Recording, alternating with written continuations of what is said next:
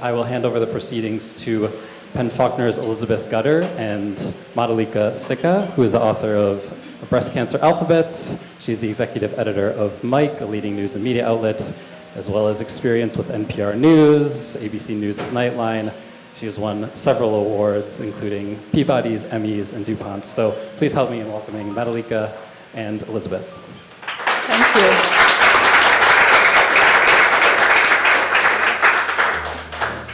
Thank you. Good evening. Thank you so much, everyone, for being here tonight to welcome Hanya Yanagihara. My name is Elizabeth Gutting, and I'm the program director of the Penn Faulkner Foundation. It's our pleasure to partner with Politics and Prose to host this event, and we're ever grateful for their friendship. I'd also like to thank Busboys and Poets and their wonderful staff for having us here in Tacoma Park. Literature can be like true love, in that you remember the moment a book that will change your life entered your life, just like you remember those first glances or words exchanged when you meet someone you'll love. And of course, you never know if you're going to get your heart broken. I was introduced to A Little Life by friends. My colleague at Penn Faulkner, Lily, came into our office one morning breathless over the book, which she'd finished in classic Lily fashion in a single night. She's a very fast reader. Apparently the night began at 3 p.m. and ended at 3 a.m., but still impressive for what we all know is a very long read.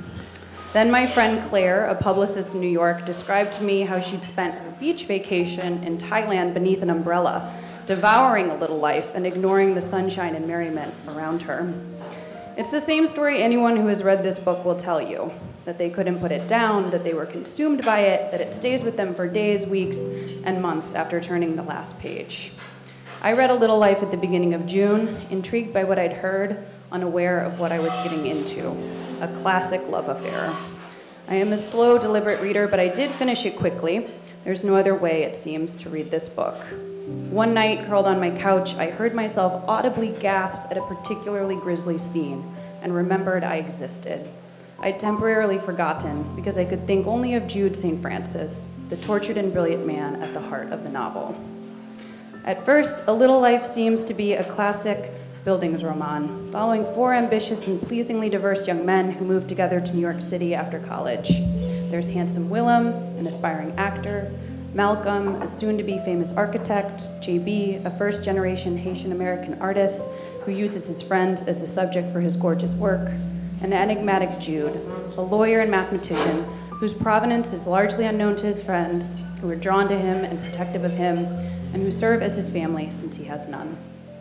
And it is Jude we fall in love with and try to understand, and whose harrowing past consumes us, making those pages turn with anticipation of the most excruciating sort. Much like the book's cover, there's a blurred line between pleasure and pain that goes along with reading it. Hanya Yanagihara wrote A Little Life in 18 months while working full-time as an editor for Condé Nast Traveler.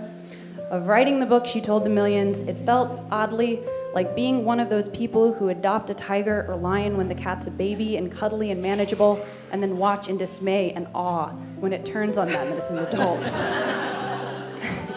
that sells it. The book was nominated for both a Booker Prize and the National Book Award. It is her second novel. Her first, The People in the Trees, was hailed as the best book of 2013. It's my pleasure to now turn the evening over to Hanya Yanagihara in conversation with Madalika Sikka. Thank you.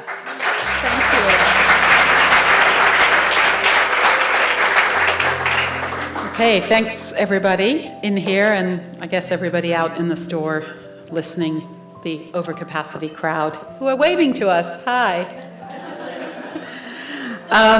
So I just want to start with a show of hands. Who has read this book? Wow, that's pretty impressive. It can be pretty spoilery. So we can be spoilery. And anyone outside who we can see, you guys have read the book? Yeah, okay. Actually, then this is just like literally being in your book club where your friends actually all did read the book, as opposed to just read the first 50 pages and you just focus on that. So, Hanya, I'm delighted to be here in conversation with you. I have to say, this is one of those books in the aforementioned book clubs that I'm in. It wasn't a book club choice that I was in, but it was one of those ones that everybody was talking about in a oh my God, have you read? There is something about this book that stays with people and gets them really, really tied up in it. It's heavy, obviously. It's 800 pages in paperback and heavier in the hardback, but it's a heavy book. It's a heavy story. It deals with heavy things. And I'm just wondering, where did that come from in your head? We'll get to the writing it in 18 months part later, but just where did it come from?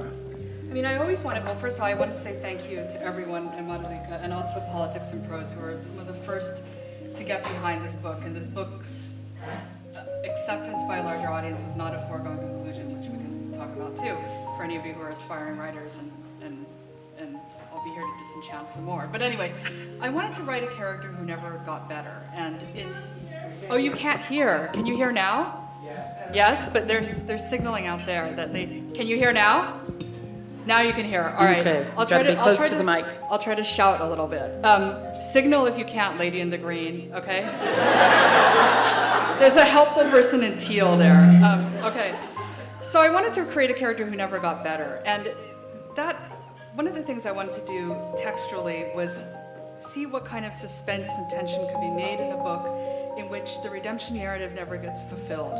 You know, we're used to our characters, not only in books, but in movies and in any sort of art, and in life, I think, beginning at here and ending here. But I thought, what if, oh, they're waving again. Louder still is, okay. This is really unnerving because it's like you're watching, you know when Ling Ling is giving birth at the zoo, that panda, and wait, let me try holding it. Yeah. All right, is that better? Okay, that's better. All right. So I thought, well, what would it be like to write a character who doesn't ever really improve, and can you still find narrative tension, and can you still find a sense of, thank you for moving that, momentum in that kind of story? So that was the first idea.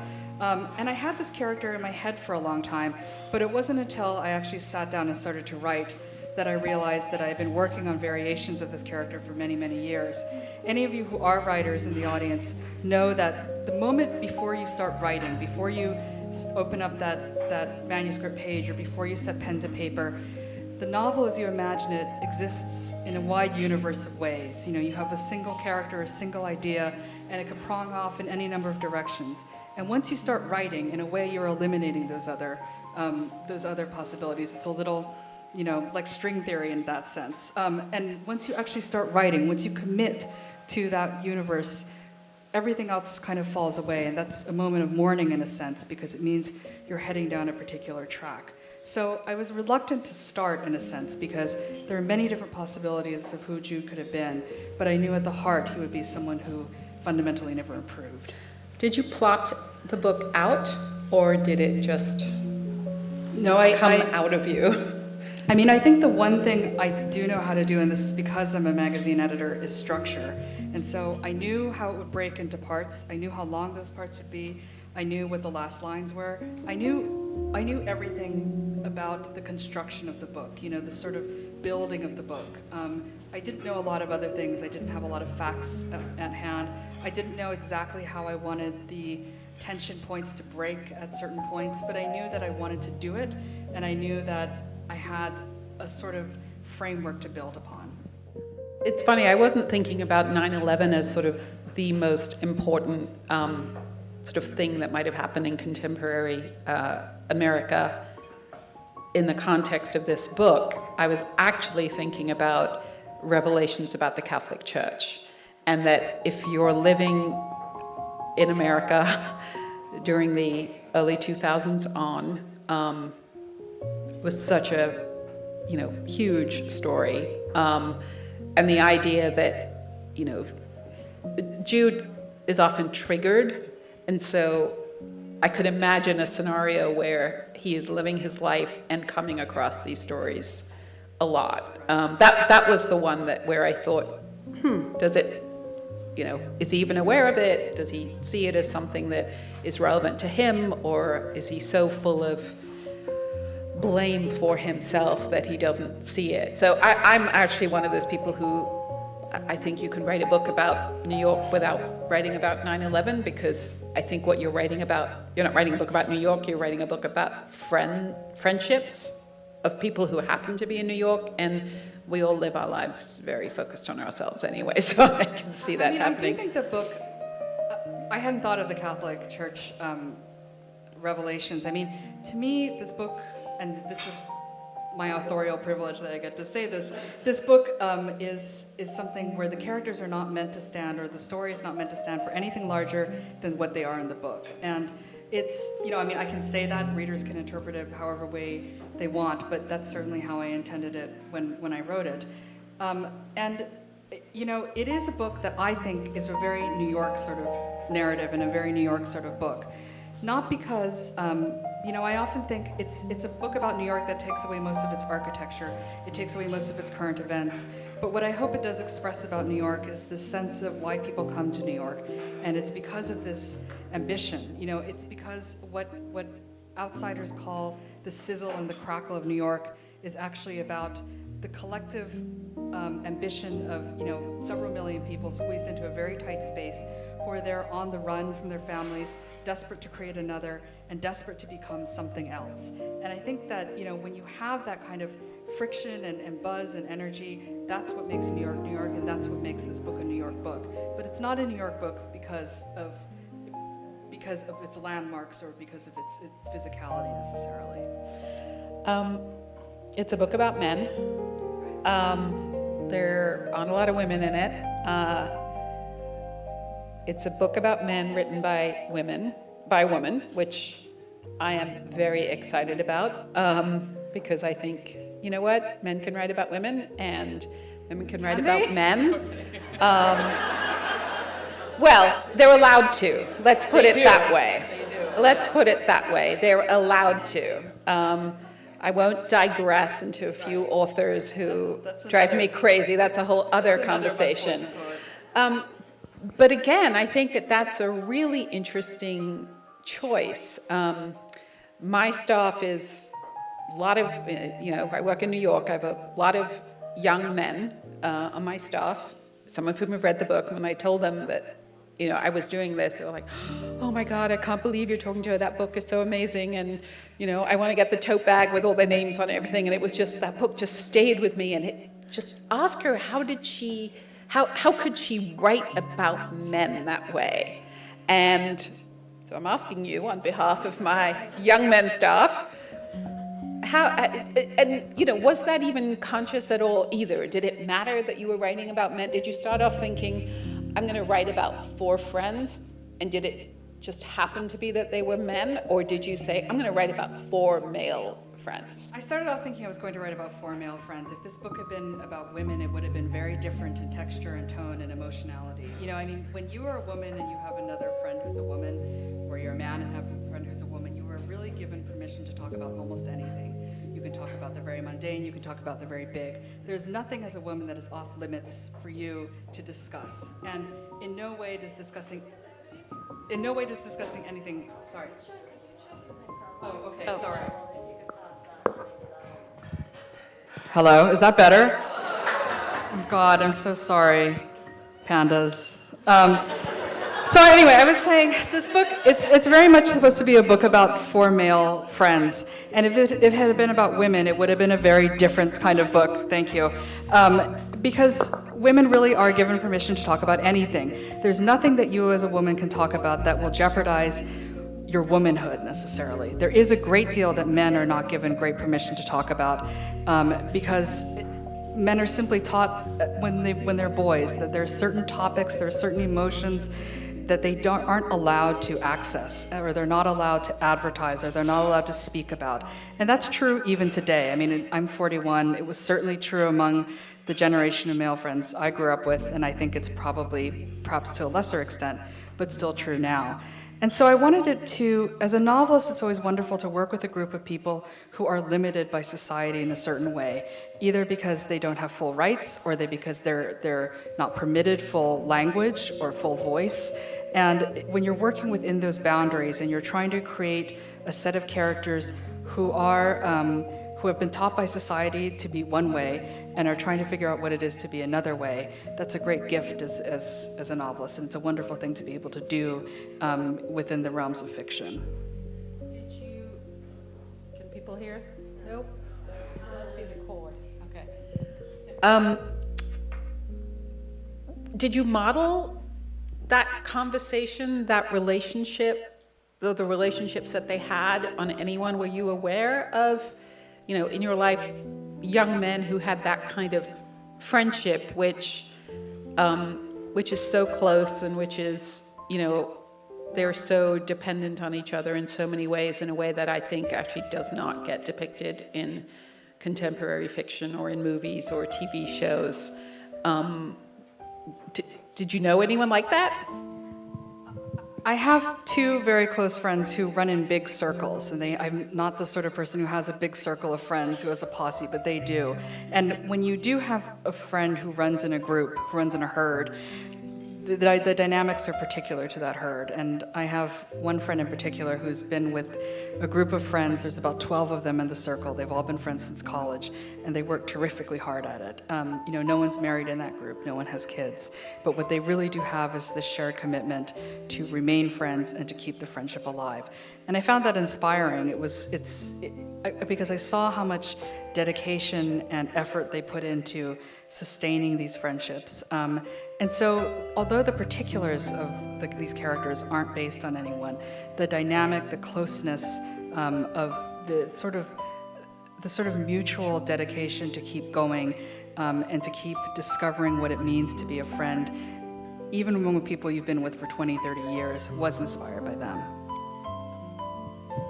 I mean, I think what comes across incredibly effectively is what hard work it is to stay with your friends through thick and thin, through moments when they offend you or drive you crazy, and it's not easy. It requires a lot of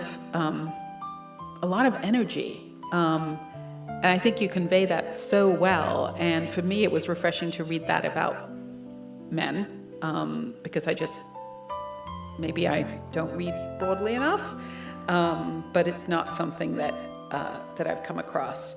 So I want to talk about Jude and where Jude came from, because I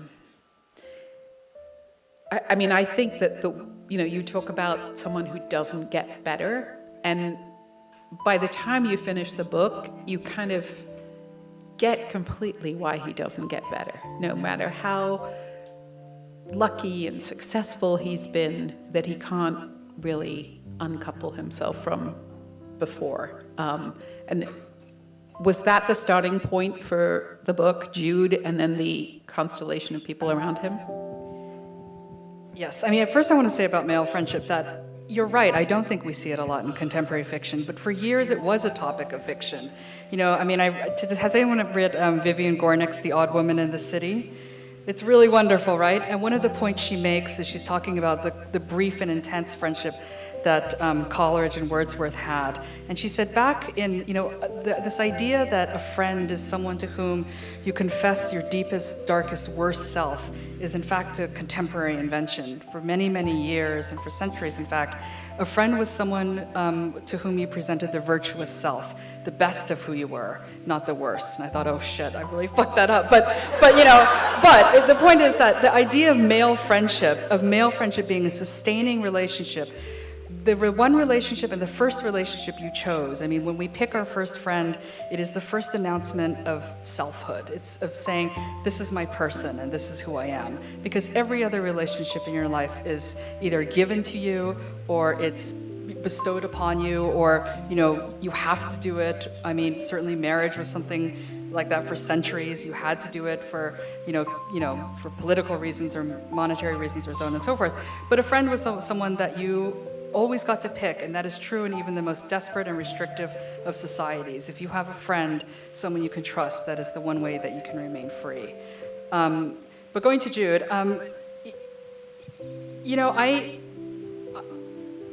he was someone who came to me fully formed in a lot of ways, because in a sense he was very easy to write because his internal logic is his own and it never quite changes. And he tries to get better and he doesn't.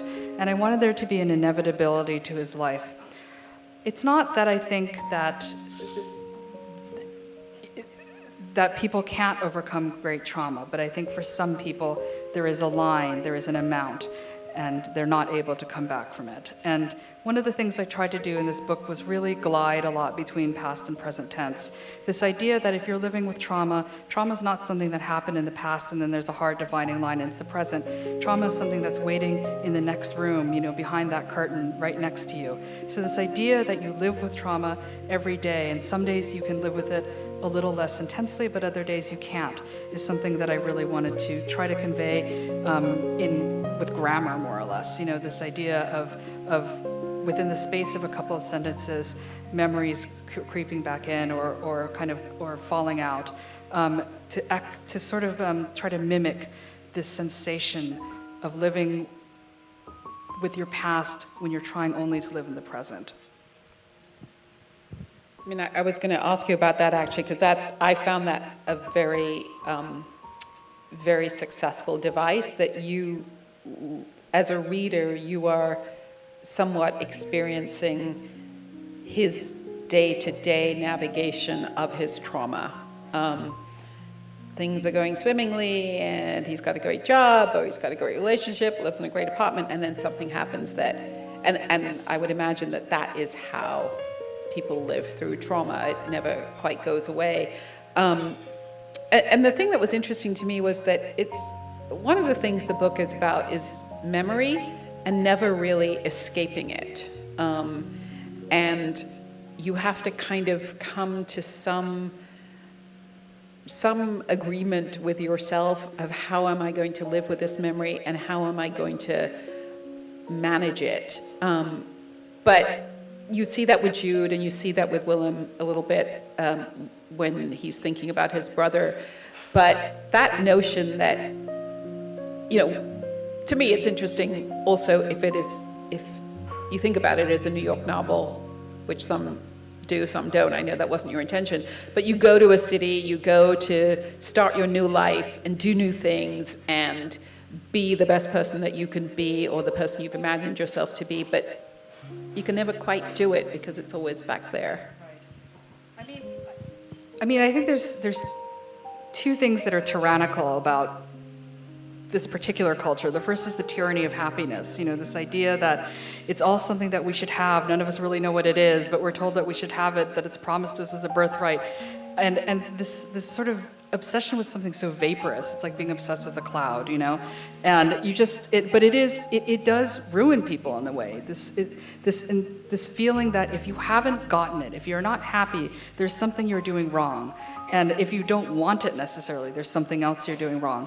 And then this idea of memory, the tyranny of memory, that it's something that can be overcome or wrestled to the ground like a panther, and it can't really ever. You can make, a friend of mine actually said this very beautifully. She said, some people have to make an accommodation with life, and I thought that was a very nice way of putting it. This idea that your memory is never something that, I've never been to therapy, but that you can really ever, I think, have control over. It's something slippery and vast.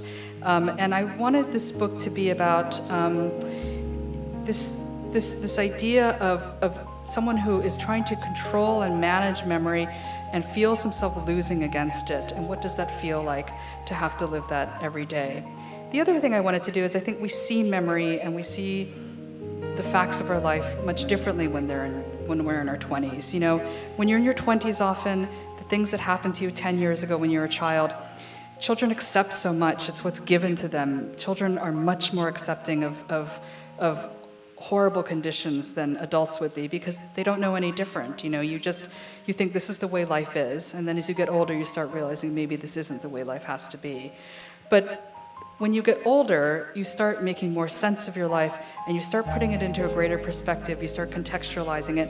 And that's, I think, for many people when the events of the past really start haunting them in a way that it didn't when they were in their 20s. And so with Jude, I wanted to create a character too for whom his memories and his trauma becomes more and more vivid as he moves further away from it, as he moves beyond those years. they confusingly for him become worse. They do become worse for him, and I think what comes across is this, it's almost like he pinches himself every day, this sort of, I have this going on in my life and it's wonderful, but somewhere behind me, that hyena or something is going to come back and get me. It's interesting you talk about this sort of pursuit of happiness. It's enshrined in the American psyche. Did you set out to have him try to find happiness? And then, as you wrote, it wasn't going to happen? Or was it always going to be just that little bit further away from him than he could do? I think he had it taken out of him, the capacity for happiness, for sustained happiness. So among the many things that are quite amazing about this book is the incredible detail and the things that, you have a sort of facility talking about the law, mathematics, architecture, the movie business, medicine, food. It's kind of extraordinary. And it feels very real and very rooted in reality to me. And I'm just wondering the kind of research that you did. I didn't even mention the horribleness of what you went through. I'm curious about the research involved and whether you sat down one day and said, I'm going to learn all about, pedophilia and sexual assault on young people, and then turn that into a book and make all these other things work with it. Because it's very vivid and heartbreaking, and when you read it, sometimes you just have to kind of take a breath and stop. But then you read an amazing thing about, the mathematics professor and the law and what the law is about. It's just astonishing to me. Thank you. That's really kind. I mean, I can't take credit for all of the professional passages because, as any of you who write fiction know, one of the great sort of unheralded privileges of writing fiction is it gives you strange permission to call up anyone and say, I'd like to talk to you about your job, and they will. And they really will, and people are wonderful talking about, or you'll be able to call up someone and say, explain this to me, explain what this theorem is, and they'll do it. And that was, I really hate doing research, but it was a really great sort of 2 intense months of talking to people about what they did every day. And they helped move the narrative, not hugely, but they nudged it in different directions based on what they said. I talked to the most people for Jude, and I talked to someone at every stage of his career. I talked to a law student. I talked to someone working for the U.S. Attorney's Office. I talked to 3 litigators. I talked to a law professor. I talked to a clerk for a federal judge. So I really got lucky, and they were, terrifically generous and helpful in their responses. The math portion came from a very good friend of mine who was a math major at MIT and sat down one afternoon and really explained to me how it worked. And there was such a beauty in the way that he made, that he was able to explain math. And I thought it would be this sort of thing I knew Jude would be a mathematician, and I knew that kind of way of thinking about life would appeal to him, because it's sort of a wonderful life philosophy. It says, okay, well, here's something, it can be proved, now figure out how to do it.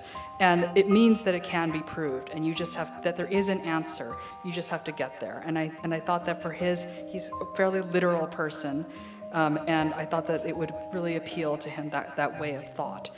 In terms of the pedophilia, I didn't do any research, and you sort of don't have to. I mean, the truth is there's a real depressing and devastating sameness to the way that survivors of abuse talk about that abuse.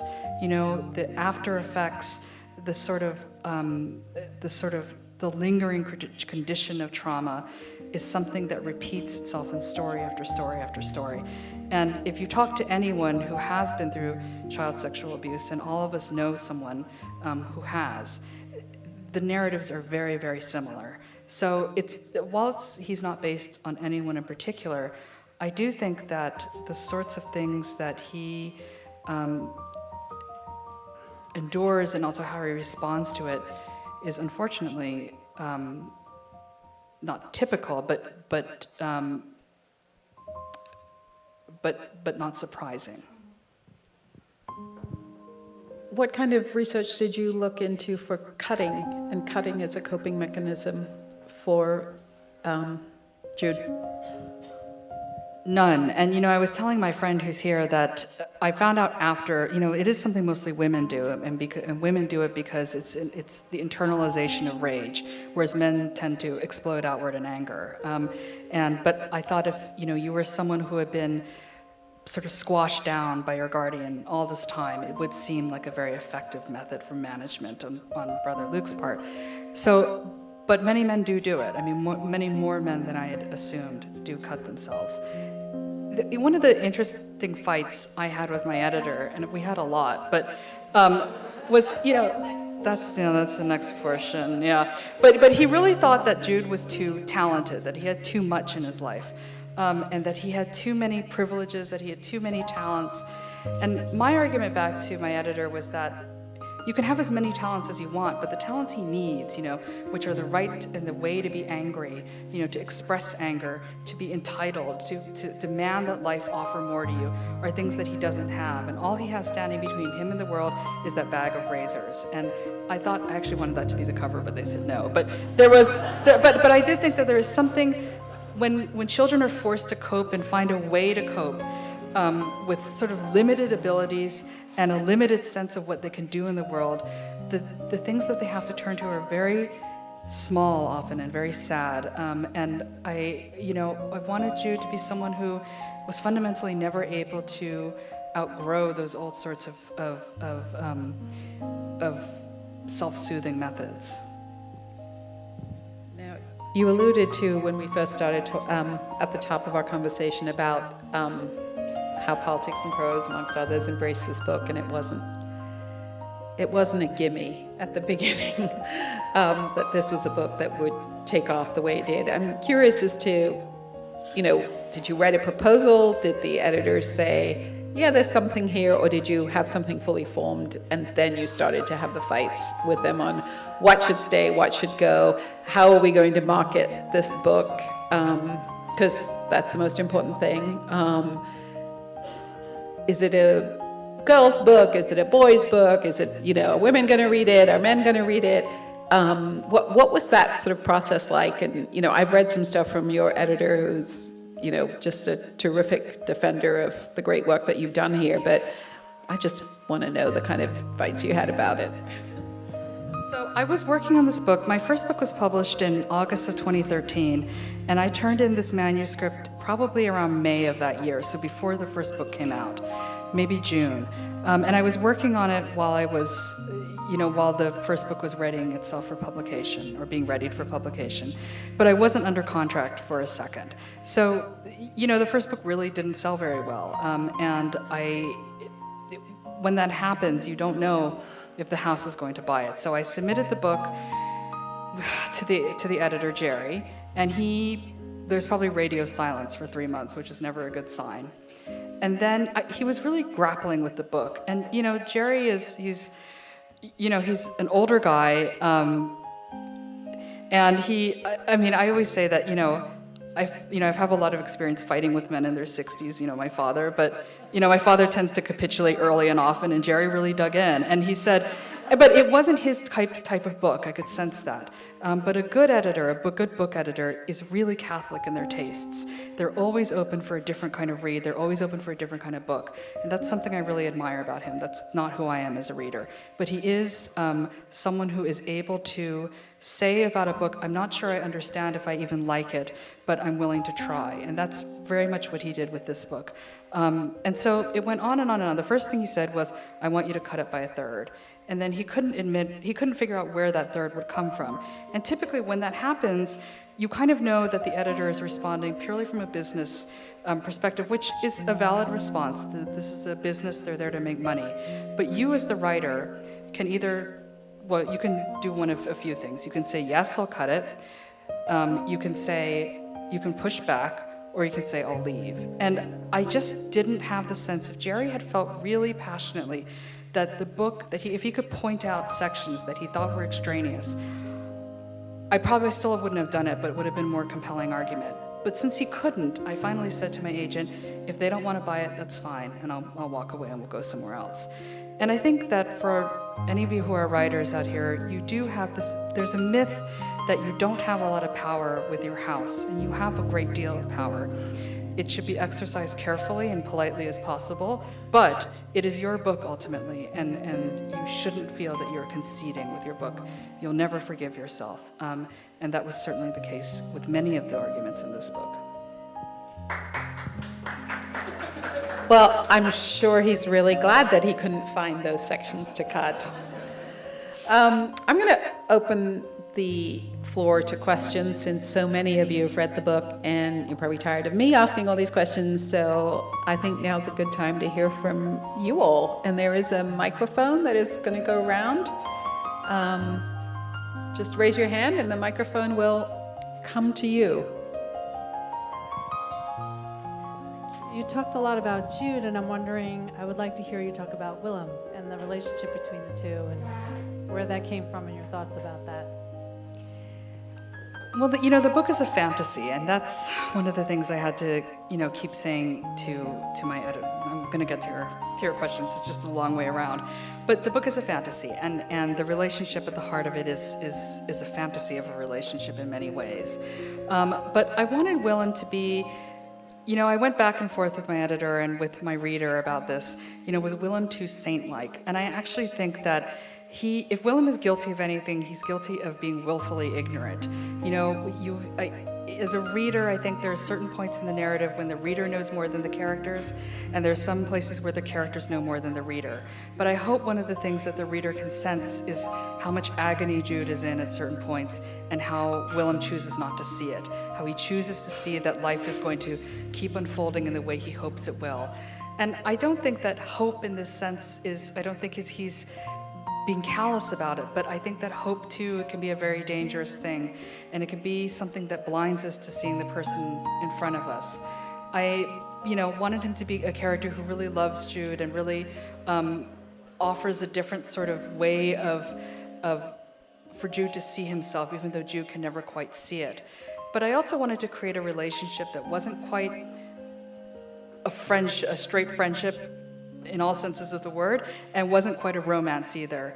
And what was it like? I think women have ways of living in that sort of liminal space between a sexual or romantic relationship and, a friendship. And again, as women, we can move back and forth, in and out of those relationships very easily. Whereas when men do it, the second they do it, they're gay. And I actually don't think of him as gay. I think of it as a relationship between, I wanted it to be about two people who kind of had come to realize that they didn't fit into the conventions of any kind of relationship and decide to hang in there anyway. And thank you for your question. So my question sort of goes to, you called it a fantasy, and how did you calibrate or recalibrate? The lows are the lowest and the highs are the highest, and it did almost feel untenable, like the higher act of that. And as you were writing and aware of that Willem not only made a living as an actor, but was the biggest actor in the world, and the artist was at the Whitney. How did you sort of make the decision that the highs had to be as powerful and beautiful as the lows were ugly? I've said this before, so apologies if anyone's heard me say this, but the book is really a mashup of two very different genres. It's a fairy tale and it's a contemporary naturalistic novel.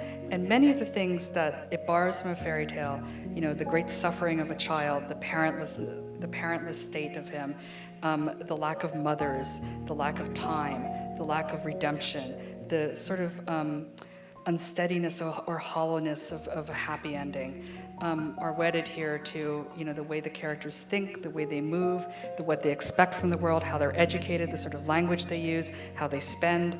That's all the contemporary naturalistic novel. And so when you put those two together, it's not a typical kind of marriage.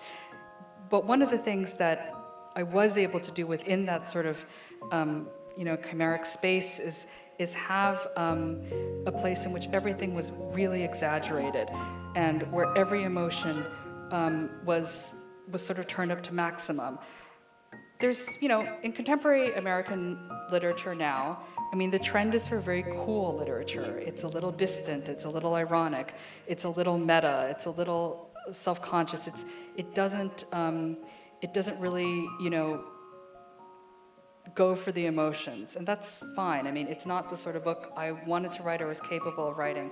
I wanted to write a book that was really greedy for the reader's attention, that really kind of went to the extreme at every single moment it could.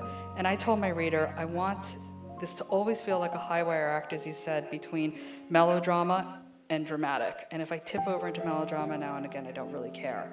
But I think in the universe of this book, in which it demands so much from you, and I hope it gives you so much as well in terms of emotion and in terms of extravagance and in terms of excess, I hope that it all feels of a part.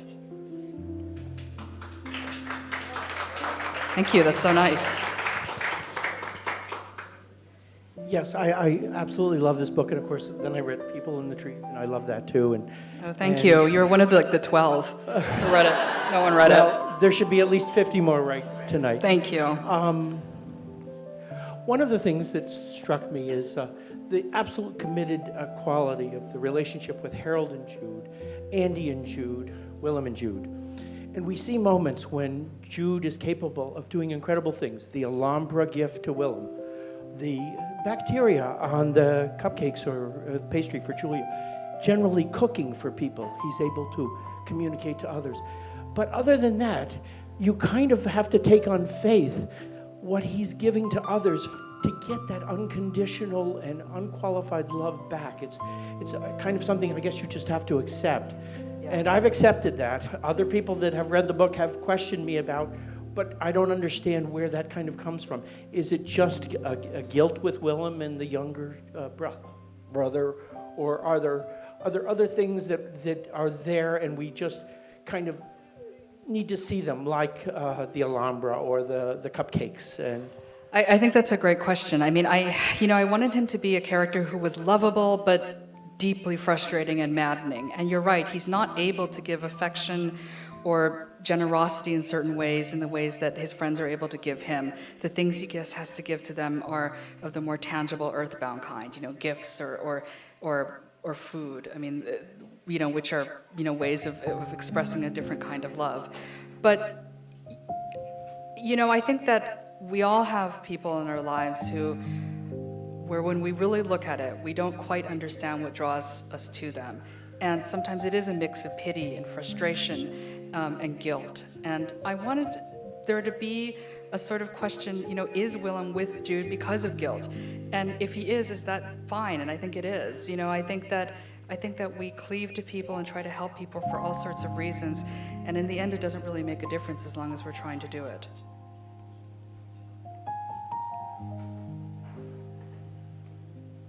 There were a couple of times in the novel where you let Harold break out and have a different voice and a different style of addressing the reader, and I wonder if you could talk about that choice and why you made it. Sure. So the narrative, as you know, breaks in three places, and there's a first-person section from Harold.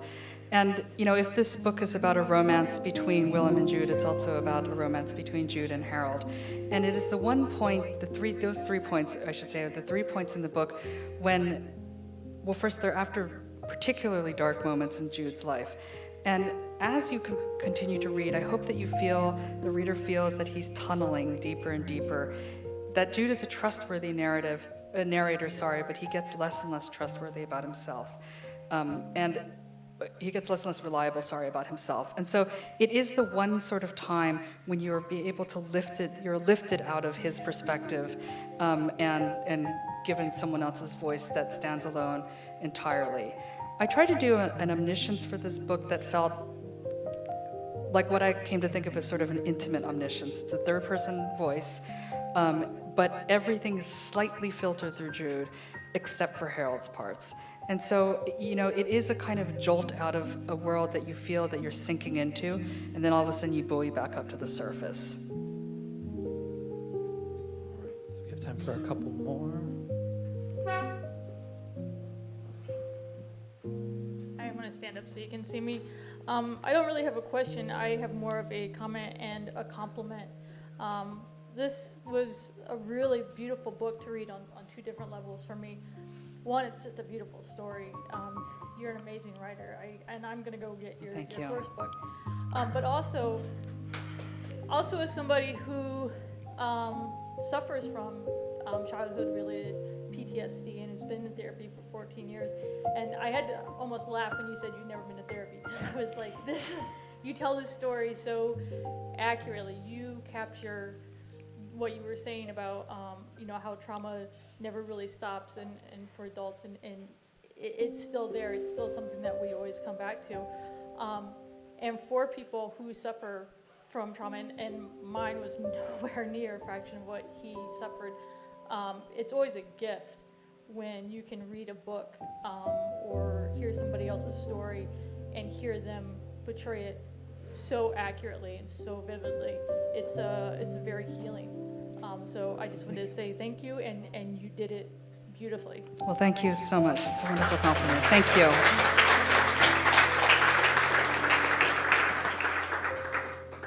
Hi, I thought your depiction of JB's drug addiction was just so spot on, but it also seemed like maybe a fun part of the book to write.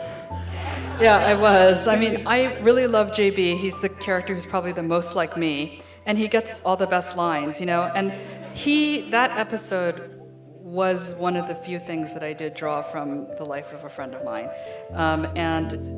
But he is a character I really love, and he is the character who changes and grows the most over the course of the book. I mean, the others remain fairly fixed, and he's the one who I think struggles the hardest with what friendship is and how to be a good friend and how to be a good person. I mean, for most of us, it doesn't come naturally, and it is a lifelong struggle to try to figure out what it means to be a loving person to someone else. And I wanted him to have that struggle.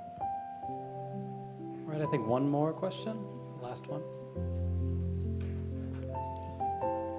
I actually have two really small questions. The Okay. first one is, did you cry at any point when you were writing this book? And if so, where? And second of all, on the subject of JB, I really loved him as well. And I was wondering in the beginning, do you know what his inspiration was behind his hair projects? Well, I mean, I did not cry, and in fact, my first reader didn't cry at all, and my agent didn't cry, and my editor didn't cry. So when people started crying, I thought, wow, what a bunch of pussies, But no, none of them cried. I mean, either everyone is weak or they're dead inside, So I think it's the latter, that they're dead inside. But thank you. I had this very clear idea of what I kind of thought that the work would be a little. I mean, that it's young work that he's doing, the hair pieces, and so by nature,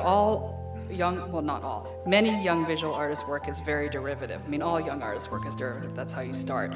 And the problem with writing about visual projects as a writer is because you can't think that way. You basically are stealing nonstop from various sources, and I stole a lot of different art from other people to write this book. But I thought it would be a little Merritt Oppenheim. I thought it would be a little Lorna Simpson. I thought it would be kind of have some sort of, a little bit of, a Carrie Mae Weems kind of feel. So I stole from a lot, and I thought, he's a smart young artist who is trying to make this sort of work he feels he should be making. He would be borrowing from sources that were a few generations older than he and trying to make it new. But I loved writing JB, and as you said, he was the most fun to write. Not only because he's the most earthbound in a lot of ways, but because the projects he's doing are things he's passionate about, and they also are a way that I wanted to chart and move into adulthood, how an artist becomes, how a creative person becomes, grows into themselves and grows into their own vision. And technically it's 7:29, so one more question. I love book covers, and I just want to say the cover of the hardback at least is astonishing. Can you speak to the moment you saw the image? And finally, have you finished the next novel? Thank you. The novel, the cover on the image on the cover is called Orgasmic Man by a photographer named Peter Hujar, who was part of the downtown New York East Village scene, with David Wojnarowicz and Robert Mapplethorpe and Keith Haring and on and on and on in the 70s and 80s. The picture was taken in 1969. I recently found out from Hujar's executor. Hujar died in 1987 of complications due to AIDS. And the man in the image is someone named Dutch Anderson, and there's no information on him.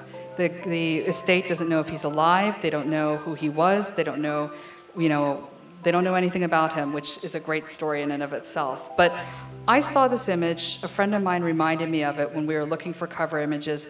And I thought it was so, I'm looking at it here, which is why I keep looking down, but I thought it was so wonderful because I thought, you couldn't tell whether he was in pleasure or in pain, but you knew that you were trespassing on a very vulnerable moment for someone, and it was unbearable to look at. And I hope that it echoes the experience of reading the book as well, that you are violating someone's most intimate moment. And in that sense, I thought it was the right cover. Oh, the next book, I have no idea. I mean, none.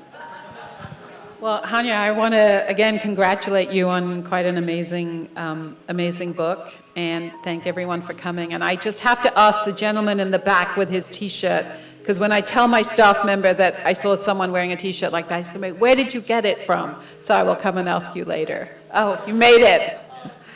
Awesome. So congratulations, and thank you.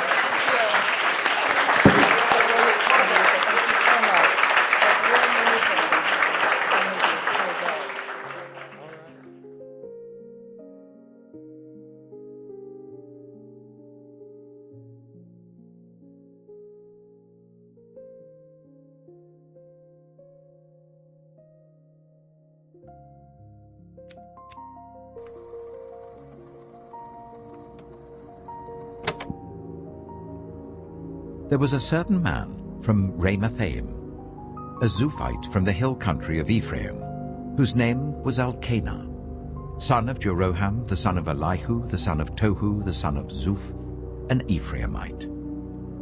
He had 2 wives. One was called Hannah, and the other Peninnah.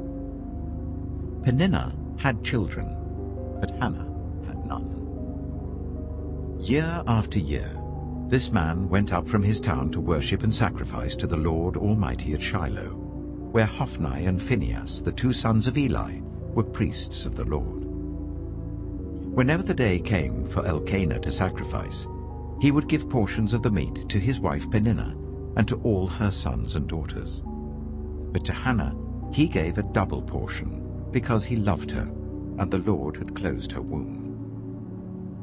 Because the Lord had closed Hannah's womb, her rival kept provoking her in order to irritate her. This went on year after year. Whenever Hannah went up to the house of the Lord, her rival provoked her till she wept and would not eat. Her husband, Elkanah, would say to her, "Hannah, why are you weeping? Why don't you eat? Why are you downhearted? Don't I mean more to you than 10 sons?" Once, when they had finished eating and drinking in Shiloh, Hannah stood up. Now Eli, the priest, was sitting on his chair by the doorpost of the Lord's house. In her deep anguish, Hannah prayed to the Lord, weeping bitterly. And she made a vow, saying, "Lord Almighty, if you will only look on your servant's misery and remember me, and not forget your servant, but give her a son, then I will give him to the Lord for all the days of his life, and no razor will ever be used on his head." As she kept on praying to the Lord, Eli observed her mouth. Hannah was praying in her heart, and her lips were moving, but her voice was not heard. Eli thought she was drunk and said to her, "How long are you going to stay drunk? Put away your wine." "Not so, my lord," Hannah replied. "I am a woman who is deeply troubled. I have not been drinking wine or beer. I was pouring out my soul to the Lord. Do not take your servant for a wicked woman. I have been praying here out of my great anguish and grief." Eli answered, "Go in peace, and may the God of Israel grant you what you have asked of him." She said, may your servant find favor in your eyes." Then she went away and ate something, and her face was no longer downcast. Early the next morning, they arose and worshipped before the Lord, and then went back to their home at Ramah. Elkanah made love to his wife Hannah, and the Lord remembered her. So in the course of time, Hannah became pregnant and gave birth to a son. She named him Samuel, saying, "Because I asked the Lord for him." When her husband Elkanah went up with all his family to offer the annual sacrifice to the Lord and to fulfill his vow, Hannah did not go. She said to her husband, "After the boy is weaned, I will take him and present him before the Lord, and he will live there always." "Do what seems best to you," her husband Elkanah told her. "Stay here until you have weaned him. Only may the Lord make good his word." So the woman stayed at home and nursed her son until she had weaned him. After he was weaned, she took the boy with her, young as he was, along with a 3-year-old bull, an ephah of flour, and a skin of wine, and brought him to the house of the Lord at Shiloh. When the bull had been sacrificed, they brought the boy to Eli, and she said to him, "Pardon me, my lord.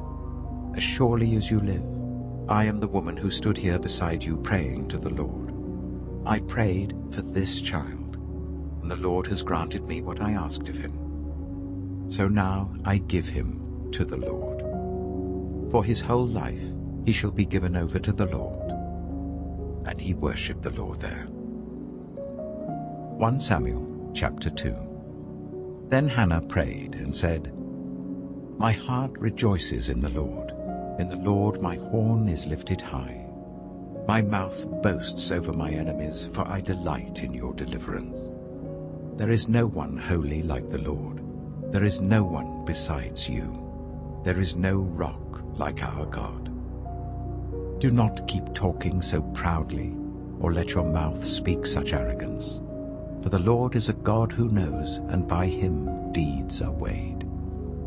The bows of the warriors are broken, but those who stumbled are armed with strength. Those who are full hire themselves out for food, but those who are hungry no more. She who was barren has borne 7 children, but she who has had many sons pines away. The Lord brings death and makes alive. He brings down to the grave and raises up. The Lord sends poverty and wealth. He humbles and he exalts. He raises the poor from the dust and lifts the needy from the ash heap. He seats them with princes and makes them inherit a throne of honor. For the foundations of the earth are the Lord's. On them he has set the world.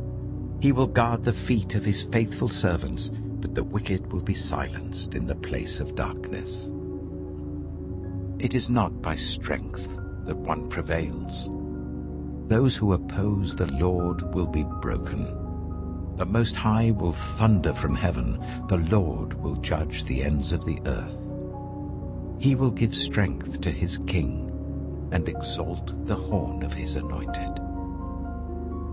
Then Elkanah went home to Ramah, but the boy ministered before the Lord under Eli the priest. Eli's sons were scoundrels. They had no regard for the Lord. Now it was the practice of the priests that whenever any of the people offered a sacrifice, the priest's servant would come with a 3-pronged fork in his hand while the meat was being boiled, and would plunge the fork into the pan or kettle or cauldron or pot. Whatever the fork brought up, the priest would take for himself. This is how they treated all the Israelites who came to Shiloh. But even before the fat was burned, the priest's servant would come and say to the person who was sacrificing, "Give the priest some meat to roast. He won't accept boiled meat from you, but only raw." If the person said to him, "Let the fat be burned first, and then take whatever you want," the servant would answer, "No, hand it over now. If you don't, I'll take it by force." This sin of the young men was very great in the Lord's sight, for they were treating the Lord's offering with contempt.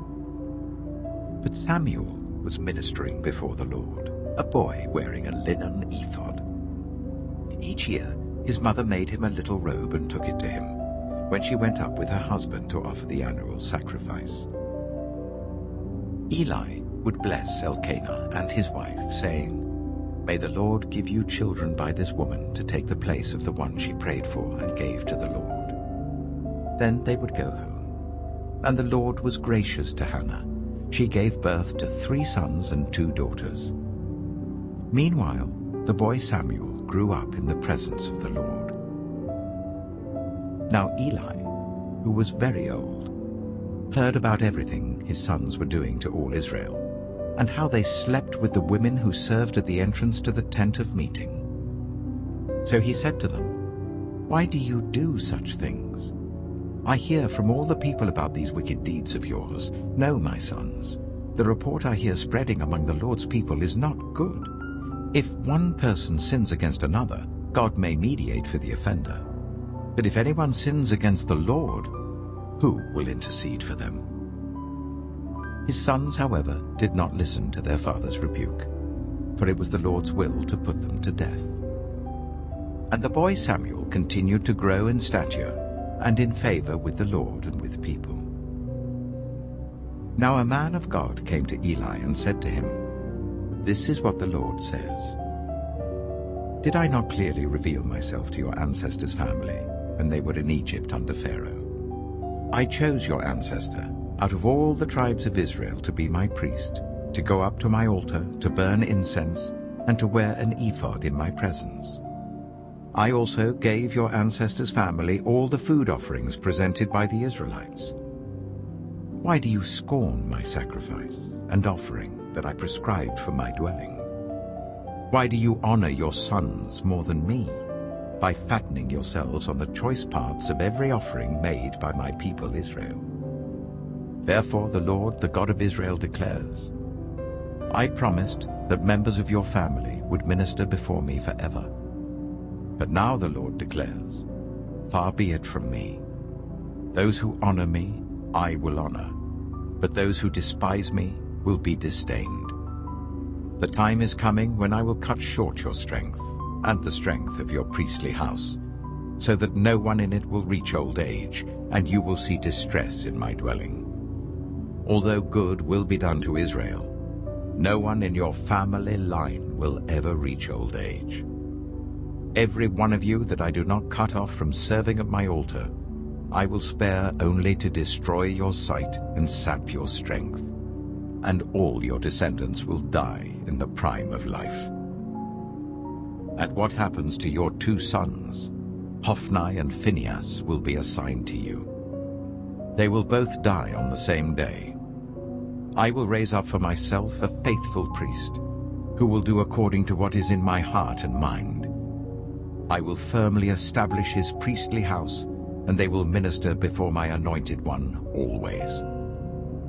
Then everyone left in your family line will come and bow down before him for a piece of silver and a loaf of bread, and plead, appoint me to some priestly office so that I can have food to eat. 1 Samuel chapter 3. The boy Samuel ministered before the Lord under Eli. In those days the word of the Lord was rare. There were not many visions. One night, Eli, whose eyes were becoming so weak that he could barely see, was lying down in his usual place. The lamp of God had not yet gone out, and Samuel was lying down in the house of the Lord where the ark of God was. Then the Lord called Samuel. Samuel answered, Here I am. And he ran to Eli and said, Here I am, you called me. But Eli said, I did not call. Go back and lie down. So he went and lay down. Again the Lord called Samuel. Then Samuel got up and went to Eli and said, Here I am, you called me. My son, Eli said, I did not call. Go back and lie down. Now Samuel did not yet know the Lord. The word of the Lord had not yet been revealed to him. A third time the Lord called, Samuel. And Samuel got up and went to Eli and said, "Here I am, you called me." Then Eli realized that the Lord was calling the boy. So Eli told Samuel, "Go and lie down, and if he calls you, say, 'Speak, Lord, for your servant is listening.'" So Samuel went and lay down in his place. The Lord came and stood there, calling as at the other times, "Samuel, Samuel." Then Samuel said, "Speak, for your servant is listening." And the Lord said to Samuel, "See, I am about to do something in Israel that will make the ears of everyone who hears about it tingle. At that time, I will carry out against Eli everything I spoke against his family, from beginning to end.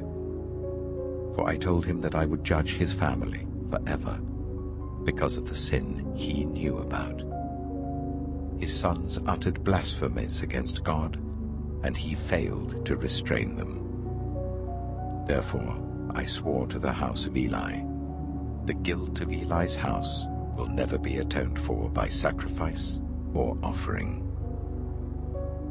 Samuel lay down until morning, and then opened the doors of the house of the Lord. He was afraid to tell Eli the vision, but Eli called him and said, "Samuel, my son." Samuel answered, "Here I am." "What was it he said to you?" Eli asked. "Do not hide it from me.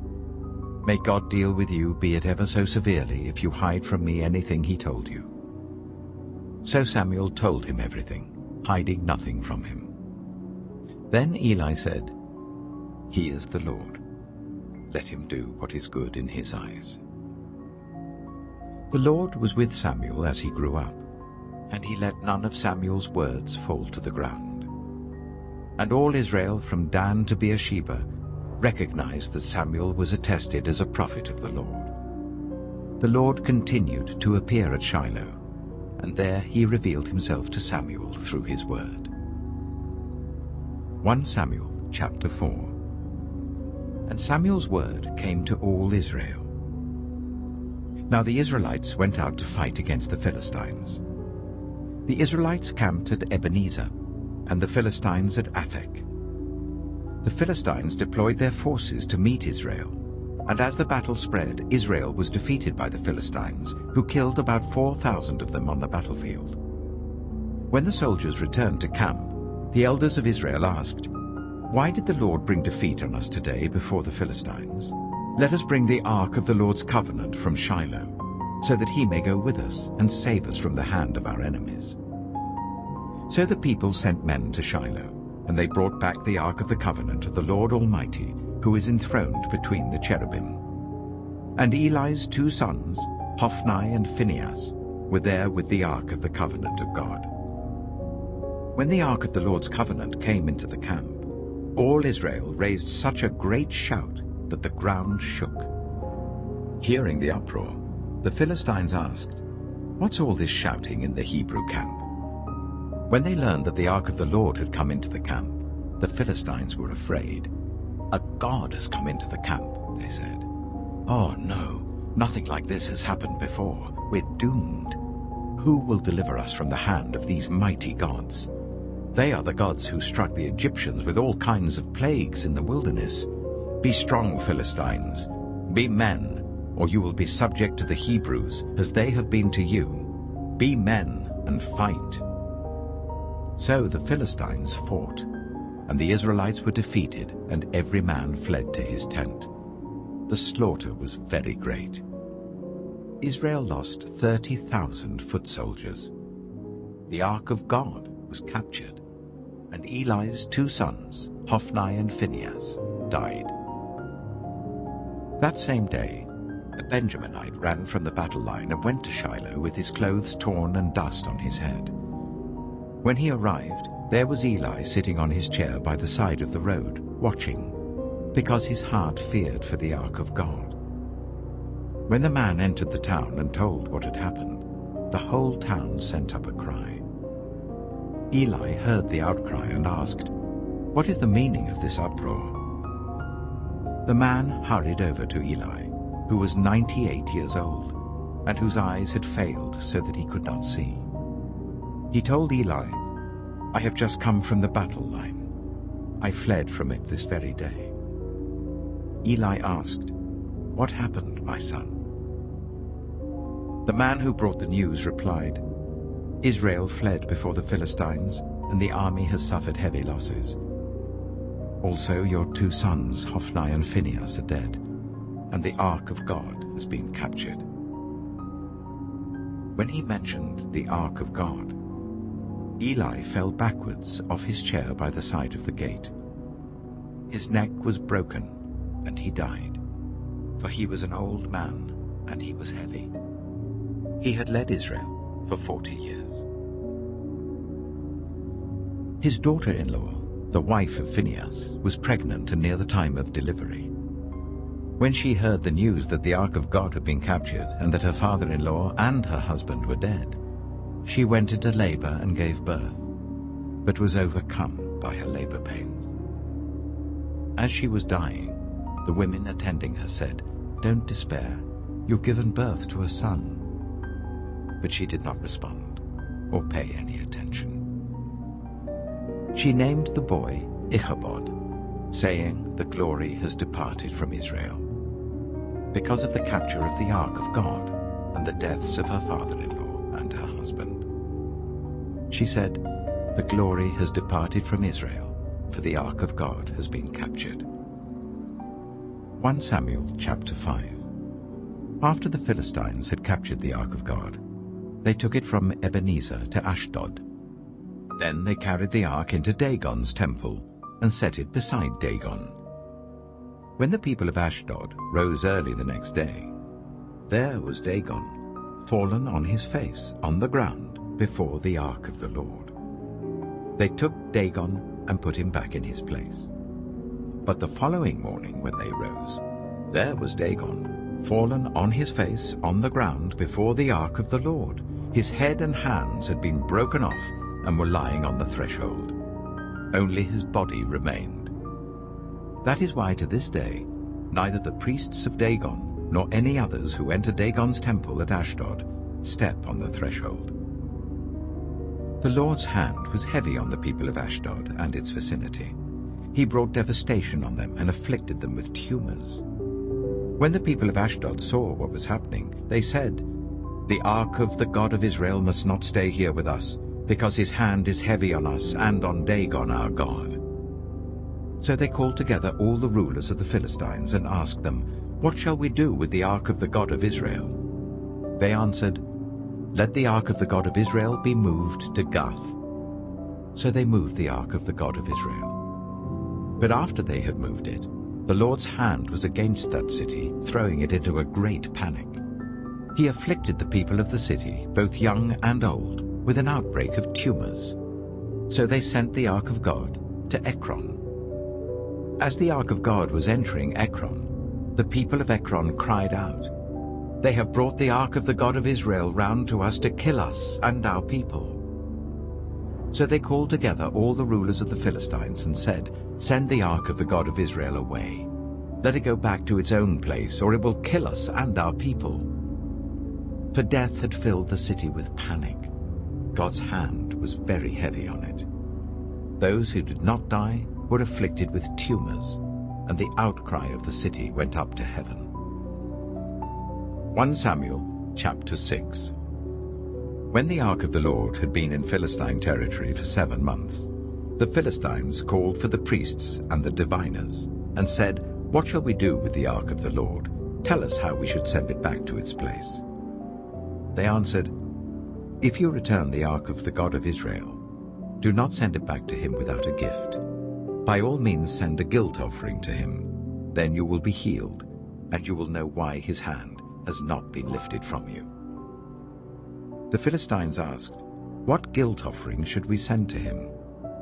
They replied, 5 gold tumors and 5 gold rats, according to the number of the Philistine rulers, because the same plague has struck both you and your rulers.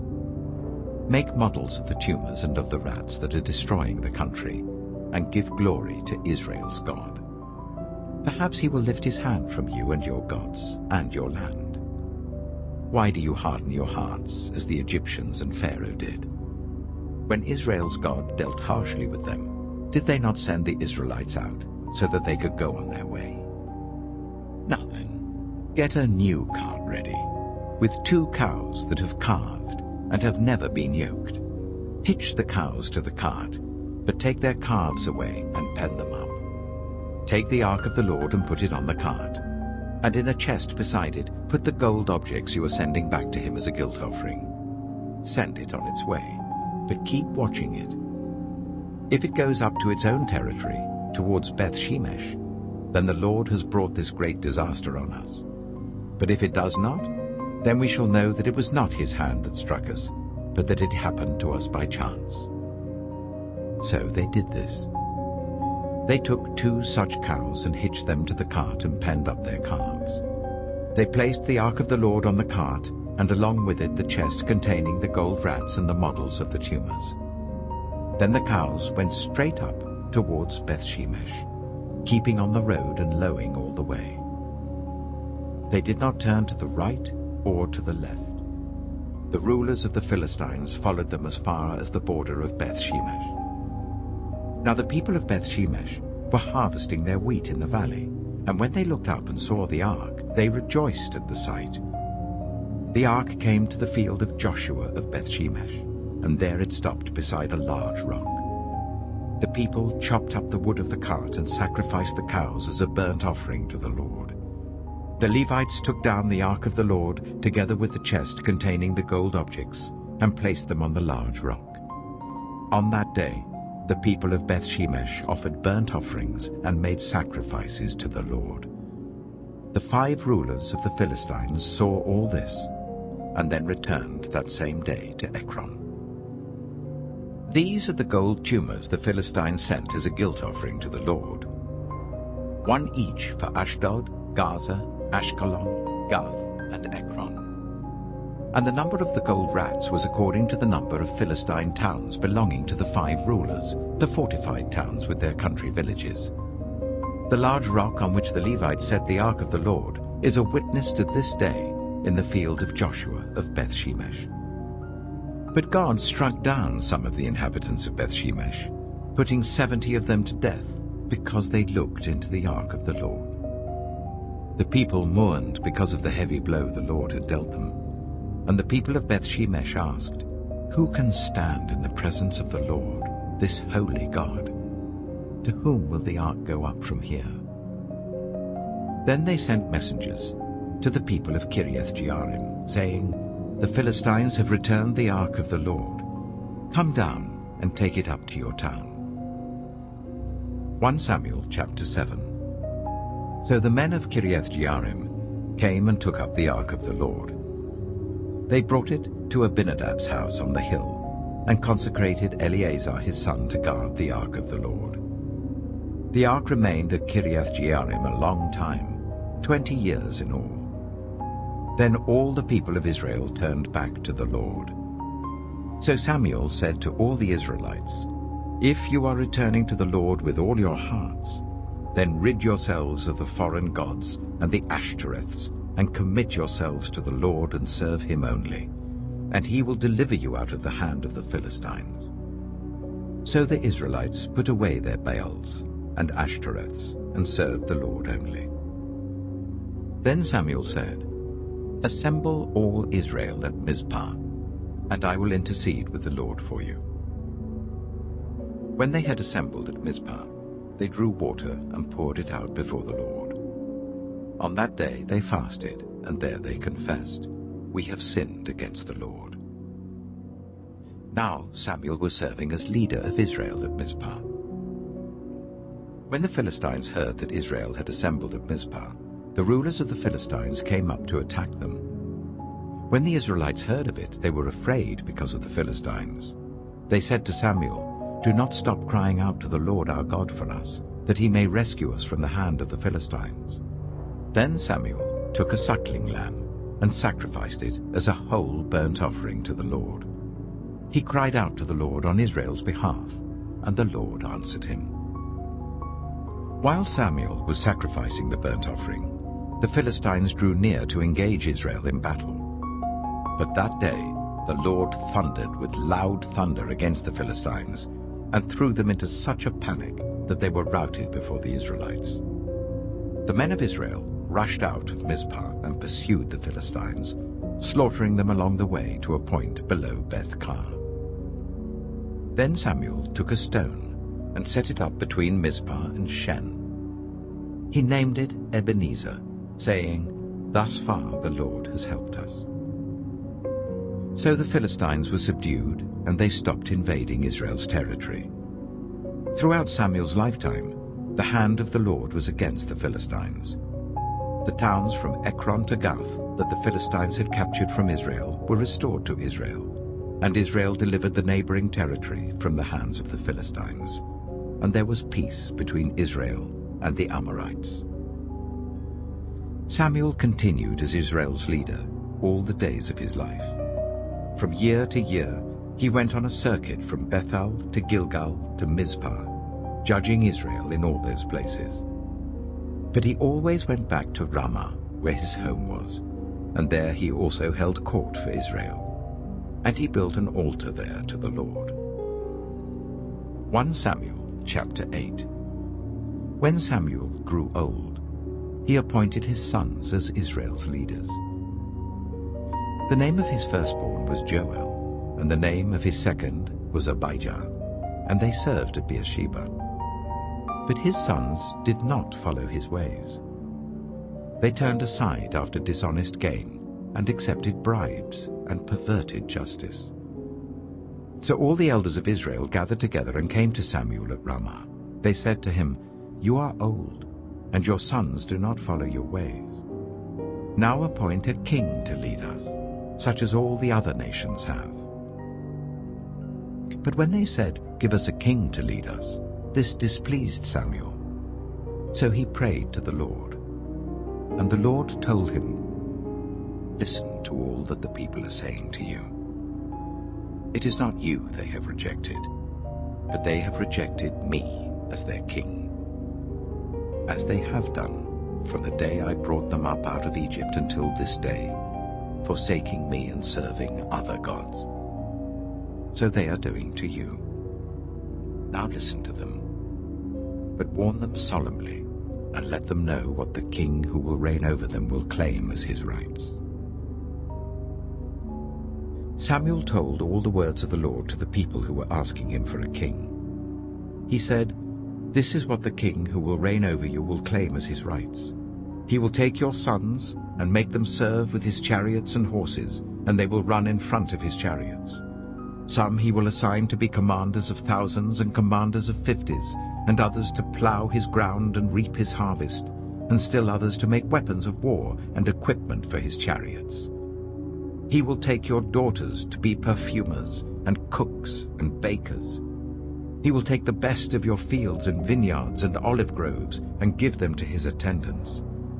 He will take 1/10 of your grain and of your vintage and give it to his officials and attendants. Your male and female servants and the best of your cattle and donkeys he will take for his own use. He will take 1/10 of your flocks, and you yourselves will become his slaves. When that day comes, you will cry out for relief from the king you have chosen, but the Lord will not answer you in that day." But the people refused to listen to Samuel. "No," they said, "we want a king over us. Then we shall be like all the other nations, with a king to lead us, and to go out before us and fight our battles." When Samuel heard all that the people said, he repeated it before the Lord. The Lord answered, "Listen to them, and give them a king." Then Samuel said to the Israelites, "Everyone go back to your own town." 1 Samuel chapter 9.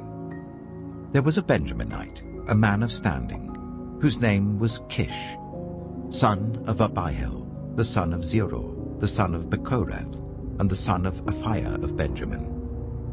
Kish had a son named Saul, as handsome a young man as could be found anywhere in Israel, and he was a head taller than anyone else. Now the donkeys belonging to Saul's father, Kish, were lost. And Kish said to his son Saul, "Take one of the servants with you and go and look for the donkeys." So he passed through the hill country of Ephraim and through the area around Shalisha, but they did not find them. They went on into the district of Shealim, but the donkeys were not there. Then he passed through the territory of Benjamin, but they did not find them. When they reached the district of Zaph, Saul said to the servant who was with him, "Come, let's go back, or my father will stop thinking about the donkeys and start worrying about us." But the servant replied, "Look, in this town there is a man of God. He is highly respected, and everything he says comes true. Let's go there now. Perhaps he will tell us what way to take." Saul said to his servant, "If we go, what can we give the man? The food in our sacks is gone. We have no gift to take to the man of God. What do we have?" The servant answered him again. "Look," he said, "I have a quarter of a shekel of silver. I will give it to the man of God, so that he will tell us what way to take." Formerly in Israel, if someone went to inquire of God, they would say, "Come, let us go to the seer," because the prophet of today used to be called a seer. "Good," Saul said to his servant. "Come, let's go." So they set out for the town where the man of God was. As they were going up the hill to the town, they met some young women coming out to draw water, and they asked them, "Is the seer here?" "He is," they answered. "He's ahead of you. Hurry now, he has just come to our town today, for the people have a sacrifice at the high place. As soon as you enter the town, you will find him before he goes up to the high place to eat. The people will not begin eating until he comes, because he must bless the sacrifice. Afterwards, those who are invited will eat. Go up now. You should find him about this time."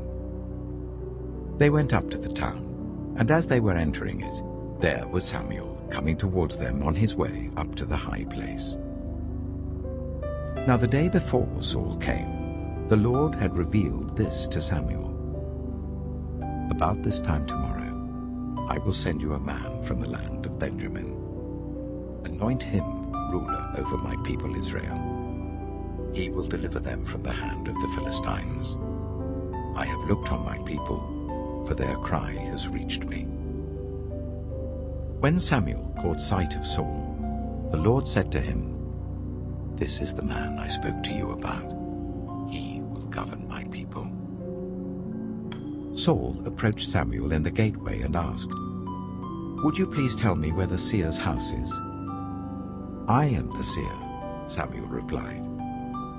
"Go up ahead of me to the high place, for today you are to eat with me. And in the morning I will send you on your way and will tell you all that is in your heart. As for the donkeys you lost 3 days ago, do not worry about them. They have been found. And to whom is all the desire of Israel turned, if not to you and your whole family line?" Saul answered, "But am I not a Benjaminite, from the smallest tribe of Israel? And is not my clan the least of all the clans of the tribe of Benjamin? Why do you say such a thing to me?" Then Samuel brought Saul and his servant into the hall, and seated them at the head of those who were invited, about 30 in number. Samuel said to the cook, "Bring the piece of meat I gave you, the one I told you to lay aside." So the cook took up the thigh with what was on it, and set it in front of Saul. Samuel said, "Here is what has been kept for you. Eat, because it was set aside for you for this occasion, from the time I said, 'I have invited guests.'" And Saul dined with Samuel that day. After they came down from the high place to the town, Samuel talked with Saul on the roof of his house. They rose about daybreak, and Samuel called to Saul on the roof, "Get ready, and I will send you on your way." When Saul got ready, he and Samuel went outside together. As they were going down to the edge of the town, Samuel said to Saul, "Tell the servant to go on ahead of us." And the servant did so. "But you stay here for a while, so that I may give you a message from God." 1 Samuel chapter 10. Then Samuel took a flask of olive oil and poured it on Saul's head and kissed him, saying, "Has not the Lord anointed you ruler over his inheritance? When you leave me today, you will meet 2 men near Rachel's tomb at Zelzah, on the border of Benjamin. They will say to you, 'The donkeys you set out to look for have been found, and now your father has stopped thinking about them and is worried about you. He is asking, "What shall I do about my son?" Then you will go on from there until you reach the great tree of Tabor. 3 men going up to worship God at Bethel will meet you there. One will be carrying 3 young goats, another 3 loaves of bread, and another a skin of wine. They will greet you and offer you 2 loaves of bread, which you will accept from them. After that, you will go to Gibeah of God, where there is a Philistine outpost. As you approach the town, you will meet a procession of prophets coming down from the high place, with lyres, tambourines, pipes, and harps being played before them, and they will be prophesying. The Spirit of the Lord will come powerfully upon you, and you will prophesy with them, and you will be changed into a different person. Once these signs are fulfilled, do whatever your hand finds to do, for God is with you. Go down ahead of me to Gilgal. I will surely come down to you to sacrifice burnt offerings and fellowship offerings, but you must wait 7 days until I come to you and tell you what you are to do." As Saul turned to leave Samuel, God changed Saul's heart, and all these signs were fulfilled that day. When he and his servant arrived at Gibeah, a procession of prophets met him. The Spirit of God came powerfully upon him, and he joined in their prophesying. When all those who had formerly known him saw him prophesying with the prophets, they asked each other, "What is this that has happened to the son of Kish? Is Saul also among the prophets?" A man who lived there answered, "And who is their father?" So it became a saying, "Is Saul also among the prophets?" After Saul stopped prophesying, he went to the high place. Now Saul's uncle asked him and his servant, "Where have you been?" "Looking for the donkeys," he said. "But when we saw they were not to be found, we went to Samuel." Saul's uncle said, "Tell me what Samuel said to you." Saul replied, "He assured us that the donkeys had been found." But he did not tell his uncle what Samuel had said about the kingship. Samuel summoned the people of Israel to the Lord at Mizpah and said to them, "This is what the Lord, the God of Israel, says. I brought Israel up out of Egypt, and I delivered you from the power of Egypt and all the kingdoms that oppressed you. But you have now rejected your God, who saves you out of all your disasters and calamities. And you have said, 'No, appoint a king over us.' So now present yourselves before the Lord by your tribes and clans." When Samuel had made all Israel come forward by tribes, the tribe of Benjamin was taken by lot. Then he brought forward the tribe of Benjamin clan by clan, and Matri's clan was taken. Finally, Saul, son of Kish, was taken. But when they looked for him, he was not to be found. So they inquired further of the Lord, "Has the man come here yet?" And the Lord said, "Yes, he has hidden himself among the supplies." They ran and brought him out, and as he stood among the people, he was a head taller than any of the others. Samuel said to all the people, "Do you see the man the Lord has chosen? There is no one like him among all the people." Then the people shouted, "Long live the king." Samuel explained to the people the rights and duties of kingship. He wrote them down on a scroll and deposited it before the Lord. Then Samuel dismissed the people to go to their own homes. Saul also went to his home in Gibeah, accompanied by valiant men whose hearts God had touched. But some scoundrels said, "How can this fellow save us?" They despised him and brought him no gifts, but Saul kept silent. 1 Samuel chapter 11. Nahash the Ammonite went up and besieged Jabesh-Gilead. And all the men of Jabesh said to him, "Make a treaty with us, and we will be subject to you." But Nahash the Ammonite replied, "I will make a treaty with you only on the condition that I gouge out the right eye of every one of you, and so bring disgrace on all Israel." The elders of Jabesh said to him, "Give us 7 days so that we can send messengers throughout Israel. If no one comes to rescue us, we will surrender to you." When the messengers came to Gibeah of Saul and reported these terms to the people, they all wept aloud. Just then Saul was returning from the fields behind his oxen. And he asked, "What is wrong with everyone? Why are they weeping?" Then they repeated to him what the men of Jabesh had said. When Saul heard their words, the Spirit of God came powerfully upon him, and he burned with anger. He took a pair of oxen, cut them into pieces, and sent the pieces by messengers throughout Israel, proclaiming, "This is what will be done to the oxen of anyone who does not follow Saul and Samuel." Then the terror of the Lord fell on the people, and they came out together as one. When Saul mustered them at Bezek, the men of Israel numbered 300,000, and those of Judah 30,000. They told the messengers who had come, "Say to the men of Jabesh-Gilead, by the time the sun is hot tomorrow, you will be rescued." When the messengers went and reported this to the men of Jabesh, they were elated. They said to the Ammonites, "Tomorrow we will surrender to you, and you can do to us whatever you like." The next day, Saul separated his men into 3 divisions. During the last watch of the night, they broke into the camp of the Ammonites and slaughtered them until the heat of the day.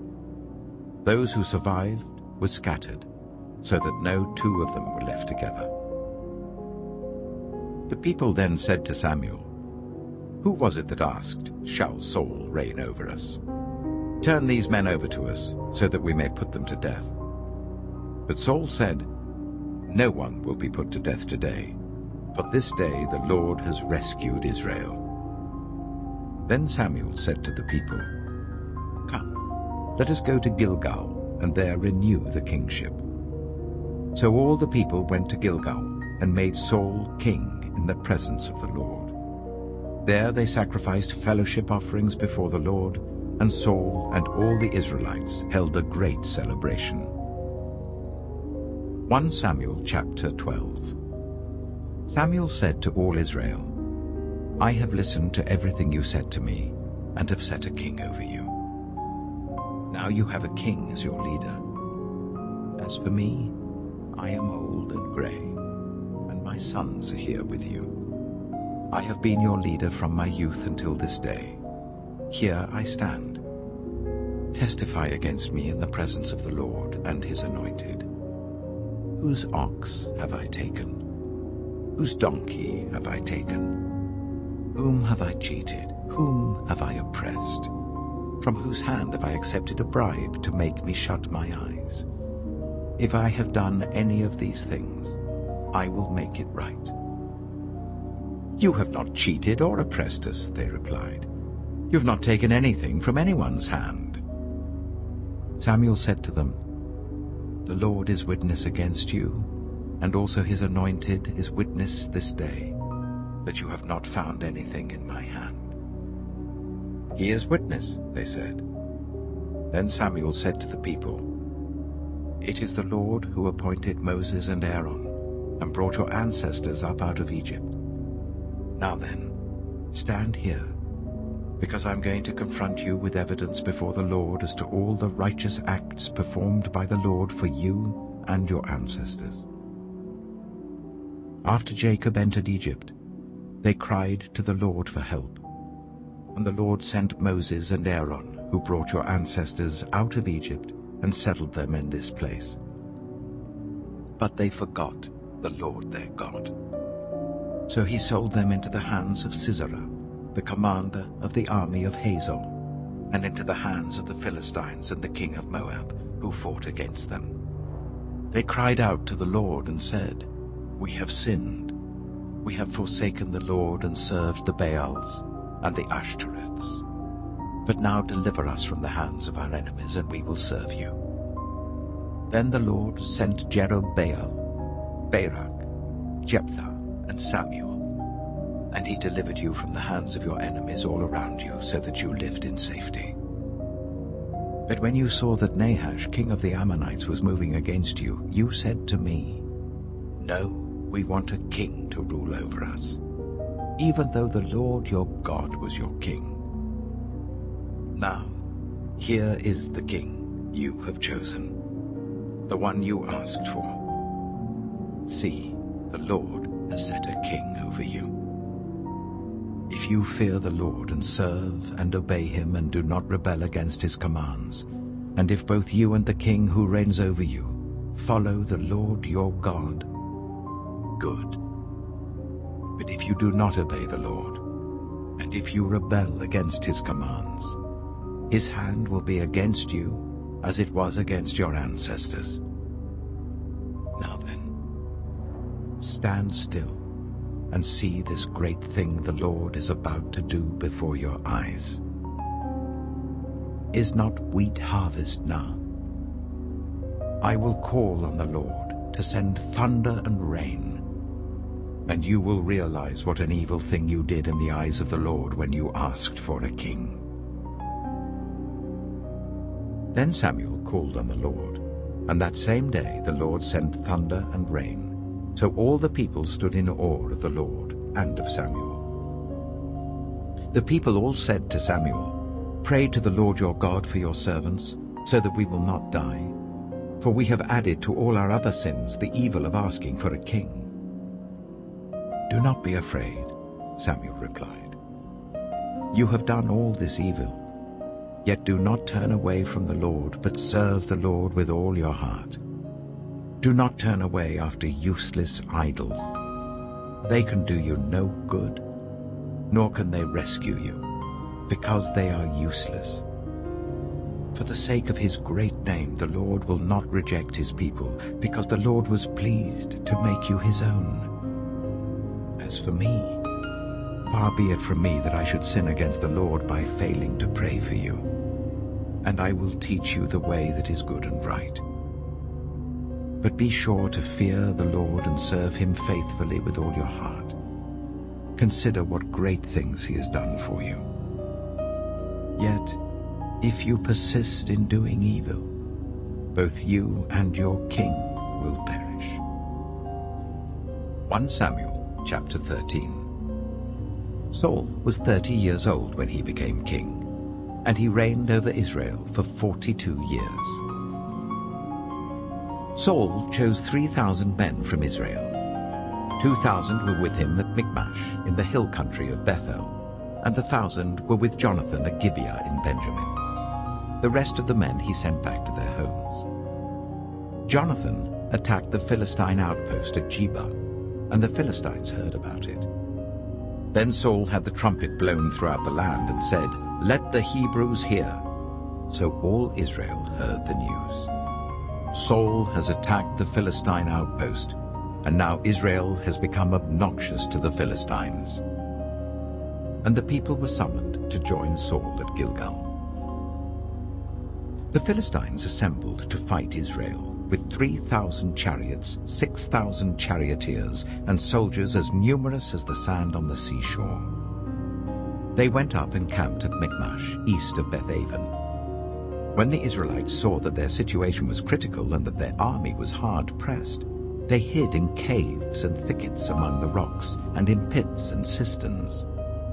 Some Hebrews even crossed the Jordan to the land of Gad and Gilead. Saul remained at Gilgal, and all the troops with him were quaking with fear. He waited for 7 days, the time set by Samuel. But Samuel did not come to Gilgal, and Saul's men began to scatter. So he said, "Bring me the burnt offering and the fellowship offerings." And Saul offered up the burnt offering. Just as he finished making the offering, Samuel arrived, and Saul went out to greet him. "What have you done?" asked Samuel.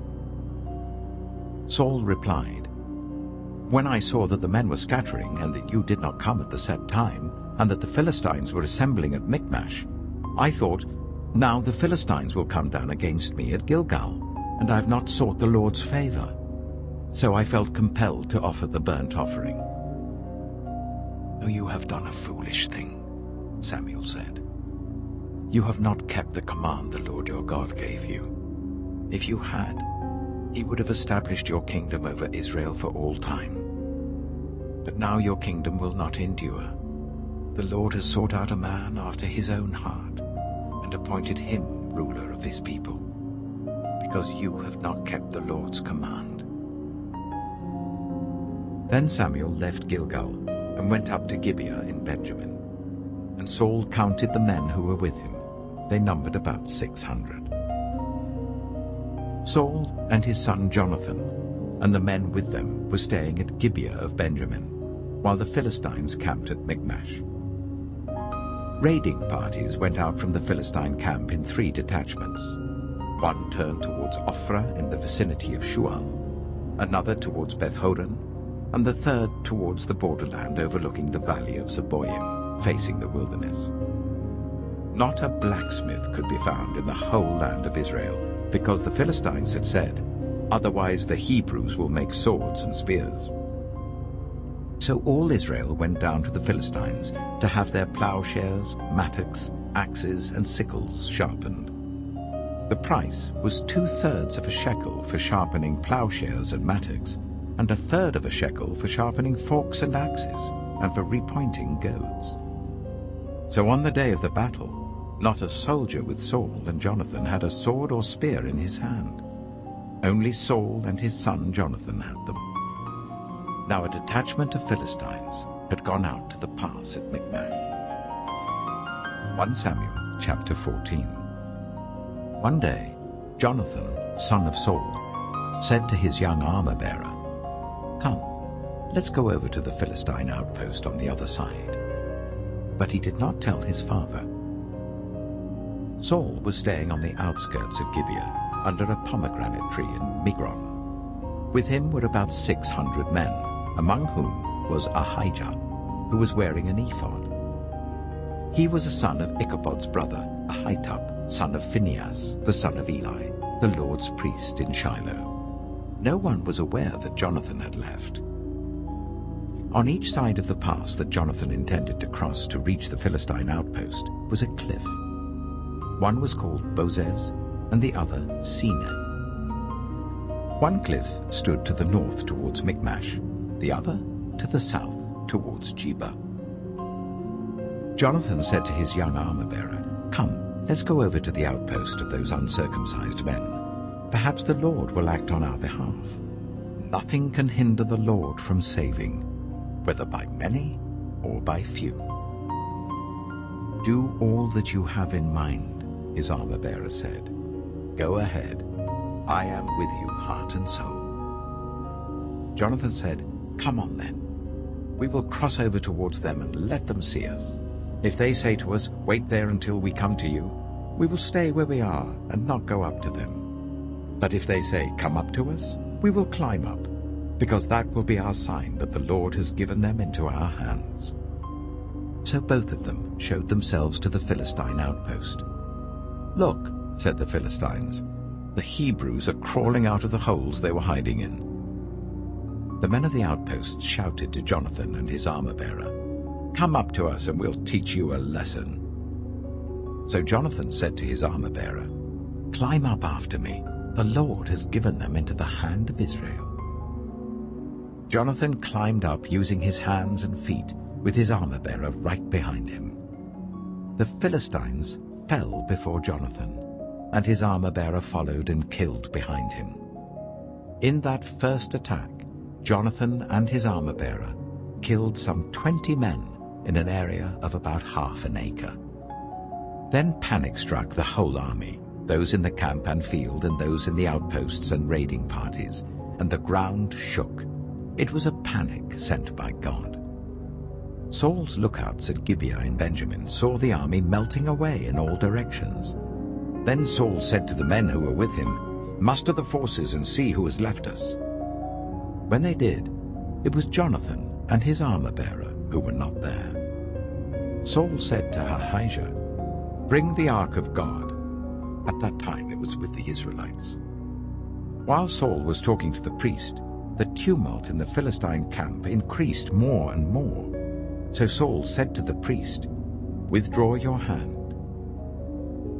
Then Saul and all his men assembled and went to the battle. They found the Philistines in total confusion, striking each other with their swords. Those Hebrews who had previously been with the Philistines and had gone up with them to their camp went over to the Israelites who were with Saul and Jonathan.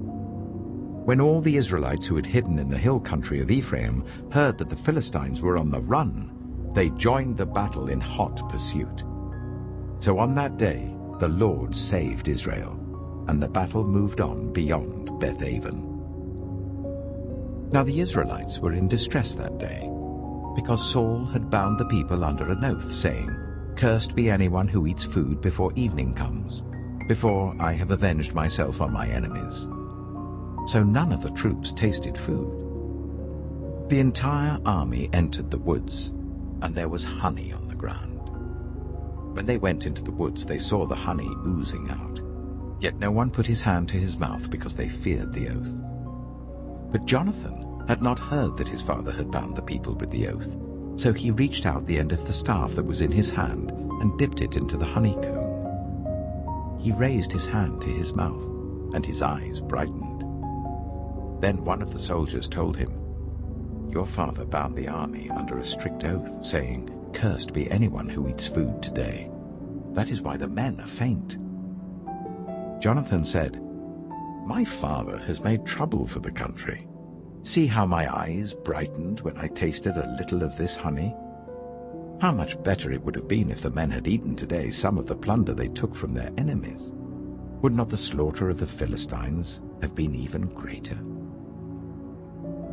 That day, after the Israelites had struck down the Philistines from Michmash to Ajalon, they were exhausted. They pounced on the plunder, and taking sheep, cattle, and calves, they butchered them on the ground and ate them, together with the blood. Then someone said to Saul, "Look, the men are sinning against the Lord by eating meat that has blood in it." "You have broken faith," he said. "Roll a large stone over here at once." Then he said, "Go out among the men and tell them, 'Each of you bring me your cattle and sheep and slaughter them here and eat them. Do not sin against the Lord by eating meat with blood still in it.'" So everyone brought his ox that night and slaughtered it there. Then Saul built an altar to the Lord. It was the first time he had done this.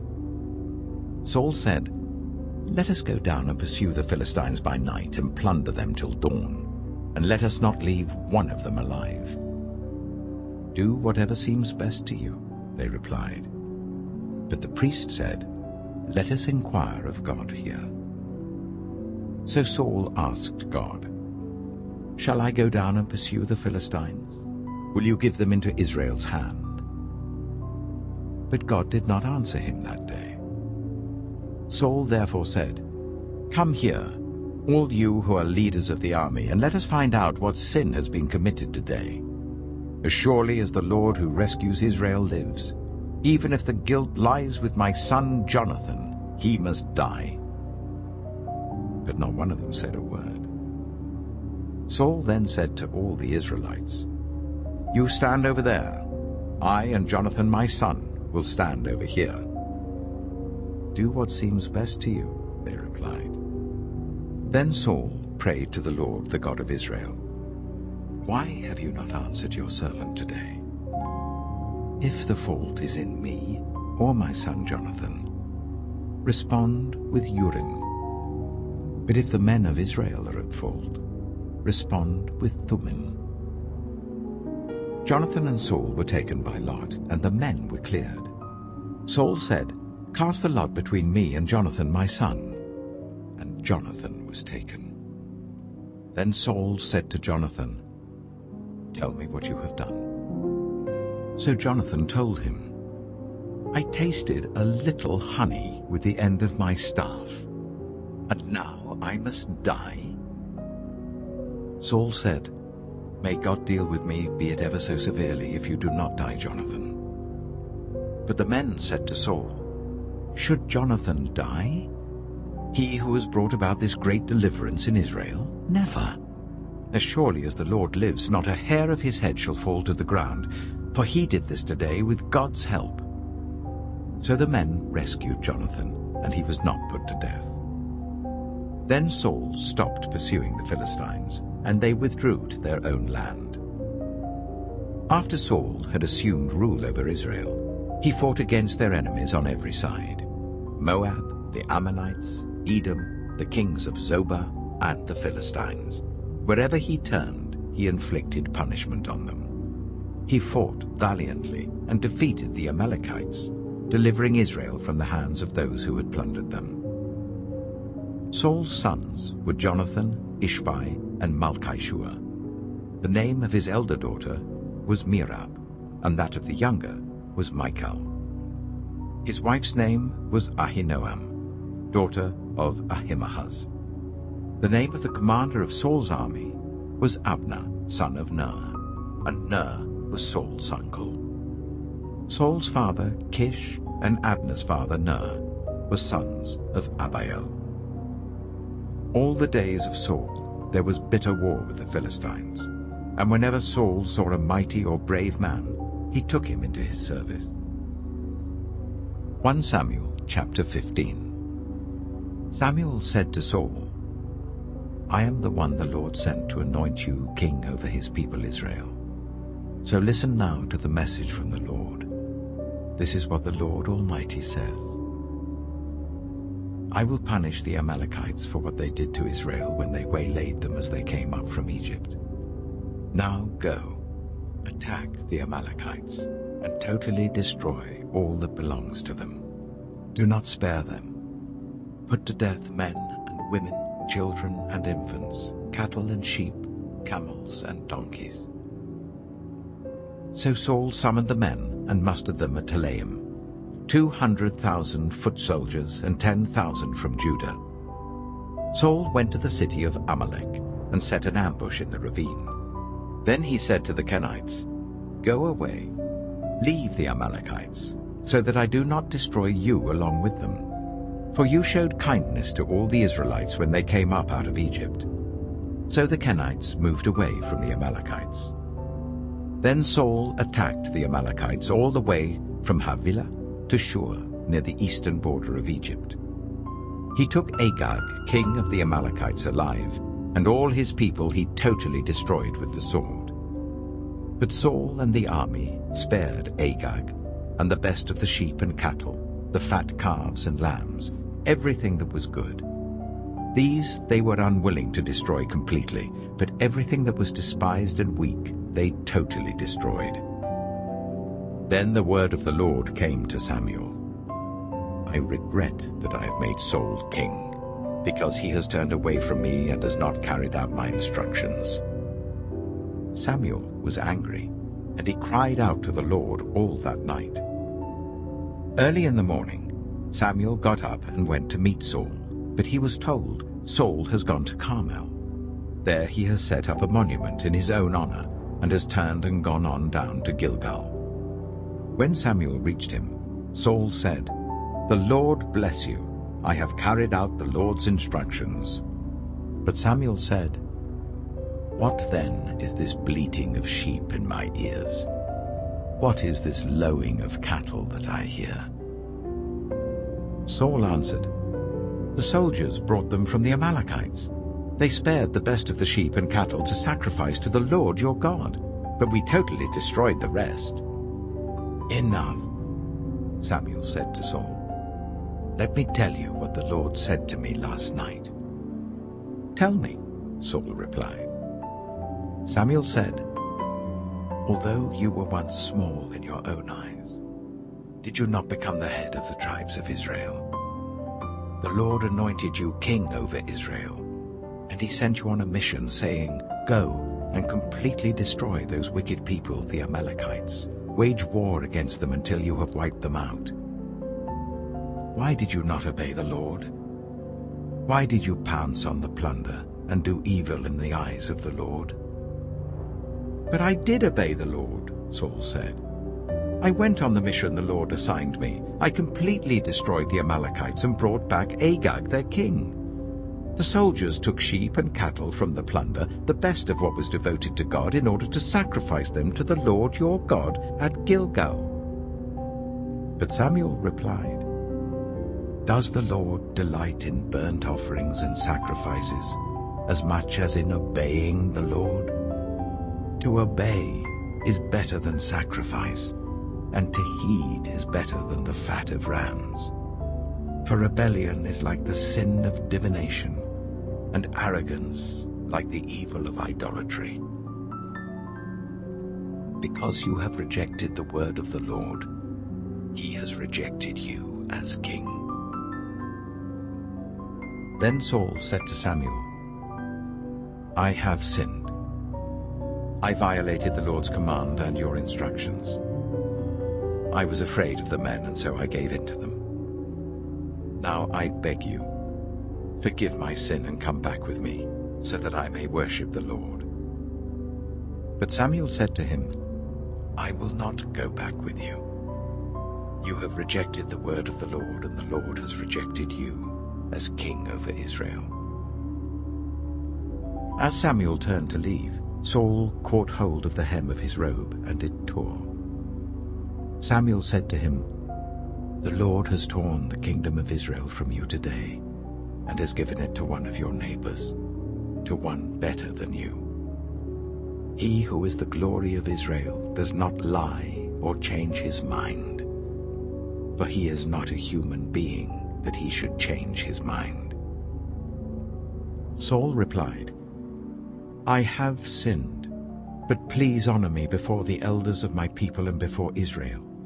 Come back with me so that I may worship the Lord your God." So Samuel went back with Saul, and Saul worshipped the Lord. Then Samuel said, "Bring me Agag, king of the Amalekites." Agag came to him in chains, and he thought, "Surely the bitterness of death is past." But Samuel said, "As your sword has made women childless, so will your mother be childless among women." And Samuel put Agag to death before the Lord at Gilgal. Then Samuel left for Ramah, but Saul went up to his home in Gibeah of Saul. Until the day Samuel died, he did not go to see Saul again, though Samuel mourned for him. And the Lord regretted that he had made Saul king over Israel. 1 Samuel chapter 16. The Lord said to Samuel, "How long will you mourn for Saul, since I have rejected him as king over Israel? Fill your horn with oil and be on your way. I am sending you to Jesse of Bethlehem. I have chosen one of his sons to be king." But Samuel said, "How can I go? If Saul hears about it, he will kill me." The Lord said, "Take a heifer with you and say, 'I have come to sacrifice to the Lord.' Invite Jesse to the sacrifice, and I will show you what to do. You are to anoint for me the one I indicate." Samuel did what the Lord said. When he arrived at Bethlehem, the elders of the town trembled when they met him. They asked, "Do you come in peace?" Samuel replied, "Yes, in peace. I have come to sacrifice to the Lord. Consecrate yourselves and come to the sacrifice with me." Then he consecrated Jesse and his sons and invited them to the sacrifice. When they arrived, Samuel saw Eliab and thought, "Surely the Lord's anointed stands here before the Lord." But the Lord said to Samuel, "Do not consider his appearance or his height, for I have rejected him. The Lord does not look at the things people look at. People look at the outward appearance, but the Lord looks at the heart." Then Jesse called Abinadab and made him pass in front of Samuel. But Samuel said, "The Lord has not chosen this one either." Jesse then made Shammah pass by, but Samuel said, "Nor has the Lord chosen this one." Jesse made 7 of his sons pass before Samuel, but Samuel said to him, "The Lord has not chosen these." So he asked Jesse, "Are these all the sons you have?" "There is still the youngest," Jesse answered. "He's tending the sheep." Samuel said, "Send for him. We will not sit down until he arrives." So he sent for him and had him brought in. He was glowing with health and had a fine appearance and handsome features.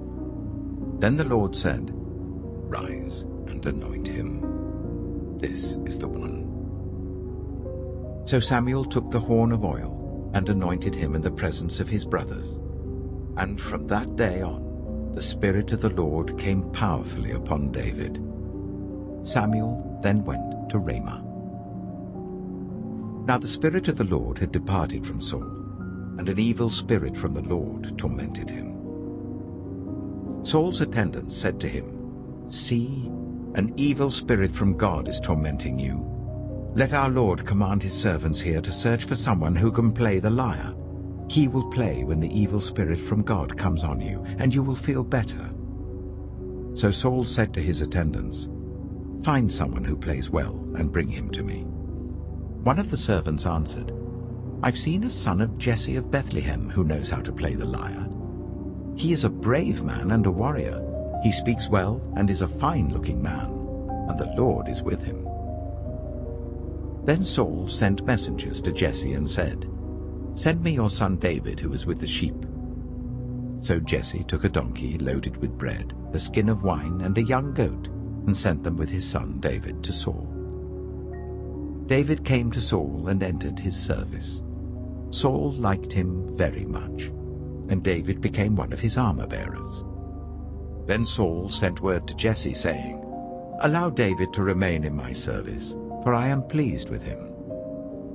Whenever the Spirit from God came on Saul, David would take up his lyre and play. Then relief would come to Saul. He would feel better, and the evil spirit would leave him. 1 Samuel chapter 17.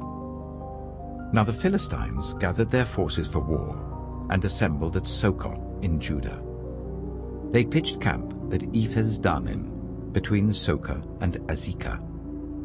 Saul and the Israelites assembled and camped in the valley of Elah, and drew up their battle line to meet the Philistines. The Philistines occupied one hill, and the Israelites another, with the valley between them. A champion named Goliath, who was from Gath, came out of the Philistine camp. His height was 6 cubits and a span. He had a bronze helmet on his head, and wore a coat of scale armor of bronze, weighing 5,000 shekels. On his legs he wore bronze greaves, and a bronze javelin was slung on his back. His spear shaft was like a weaver's rod, and its iron point weighed 600 shekels. His shield-bearer went ahead of him. Goliath stood and shouted to the ranks of Israel, "Why do you come out and line up for battle? Am I not a Philistine, and are you not the servants of Saul? Choose a man and let him come down to me. If he is able to fight and kill me, we will become your subjects. But if I overcome him and kill him, you will become our subjects and serve us." Then the Philistine said, "This day I defy the armies of Israel. Give me a man and let us fight each other." On hearing the Philistines' words, Saul and all the Israelites were dismayed and terrified. Now David was the son of an Ephrathite named Jesse, who was from Bethlehem in Judah. Jesse had 8 sons, and in Saul's time he was very old. Jesse's 3 eldest sons had followed Saul to the war. The firstborn was Eliab, the second Abinadab, and the third Shammah. David was the youngest. The 3 eldest followed Saul, but David went back and forth from Saul to tend his father's sheep at Bethlehem. For 40 days the Philistine came forward every morning and evening and took his stand. Now Jesse said to his son David, "Take this ephah of roasted grain and these 10 loaves of bread for your brothers and hurry to their camp. Take along these 10 cheeses to the commander of their unit. See how your brothers are, and bring back some assurance from them. They are with Saul and all the men of Israel in the valley of Elah, fighting against the Philistines." Early in the morning, David left the flock in the care of a shepherd, loaded up and set out as Jesse had directed. He reached the camp as the army was going out to its battle positions, shouting the war cry. Israel and the Philistines were drawing up their lines facing each other. David left his things with the keeper of supplies, ran to the battle lines, and asked his brothers how they were. As he was talking with them, Goliath, the Philistine champion from Gath, stepped out from his lines and shouted his usual defiance, and David heard it. Whenever the Israelites saw the man, they all fled from him in great fear. Now the Israelites had been saying, "Do you see how this man keeps coming out? He comes out to defy Israel. The king will give great wealth to the man who kills him. He will also give him his daughter in marriage, and will exempt his family from taxes in Israel." David asked the men standing near him, "What will be done for the man who kills this Philistine and removes this disgrace from Israel? Who is this uncircumcised Philistine that he should defy the armies of the living God?" They repeated to him what they had been saying, and told him, "This is what will be done for the man who kills him." When Eliab, David's eldest brother, heard him speaking with the men, he burned with anger at him and asked, "Why have you come down here? And with whom did you leave those few sheep in the wilderness? I know how conceited you are and how wicked your heart is. You came down only to watch the battle." "Now what have I done?" said David. "Can't I even speak?" He then turned away to someone else and brought up the same matter, and the men answered him as before. What David said was overheard and reported to Saul, and Saul sent for him. David said to Saul, "Let no one lose heart on account of this Philistine. Your servant will go and fight him." Saul replied, "You are not able to go out against this Philistine and fight him. You're only a young man, and he has been a warrior from his youth." But David said to Saul, "Your servant has been keeping his father's sheep. When a lion or a bear came and carried off a sheep from the flock, I went after it, struck it, and rescued the sheep from its mouth. When it turned on me, I seized it by its hair, struck it, and killed it. Your servant has killed both the lion and the bear. This uncircumcised Philistine will be like one of them, because he has defied the armies of the living God. The Lord who rescued me from the paw of the lion and the paw of the bear will rescue me from the hand of this Philistine." Saul said to David, "Go, and the Lord be with you." Then Saul dressed David in his own tunic. He put a coat of armor on him and a bronze helmet on his head. David fastened on his sword over the tunic and tried walking around because he was not used to them. "I cannot go in these," he said to Saul, "because I'm not used to them." So he took them off. Then he took his staff in his hand, chose 5 smooth stones from the stream, put them in the pouch of his shepherd's bag, and with his sling in his hand, approached the Philistine. Meanwhile, the Philistine, with his shield-bearer in front of him, kept coming closer to David. He looked David over and saw that he was little more than a boy, glowing with health and handsome, and he despised him. He said to David, "Am I a dog that you come at me with sticks?" And the Philistine cursed David by his gods. "Come here," he said, "and I'll give your flesh to the birds and the wild animals." David said to the Philistine, "You come against me with sword and spear and javelin, but I come against you in the name of the Lord Almighty, the God of the armies of Israel, whom you have defied. This day the Lord will deliver you into my hands, and I'll strike you down and cut off your head. This very day I will give the carcasses of the Philistine army to the birds and the wild animals, and the whole world will know that there is a God in Israel. All those gathered here will know that it is not by sword or spear that the Lord saves, for the battle is the Lord's, and he will give all of you into our hands." as the Philistine moved closer to attack him. David ran quickly towards the battle line to meet him. Reaching into his bag and taking out a stone, he slung it and struck the Philistine on the forehead. The stone sank into his forehead, and he fell face down on the ground.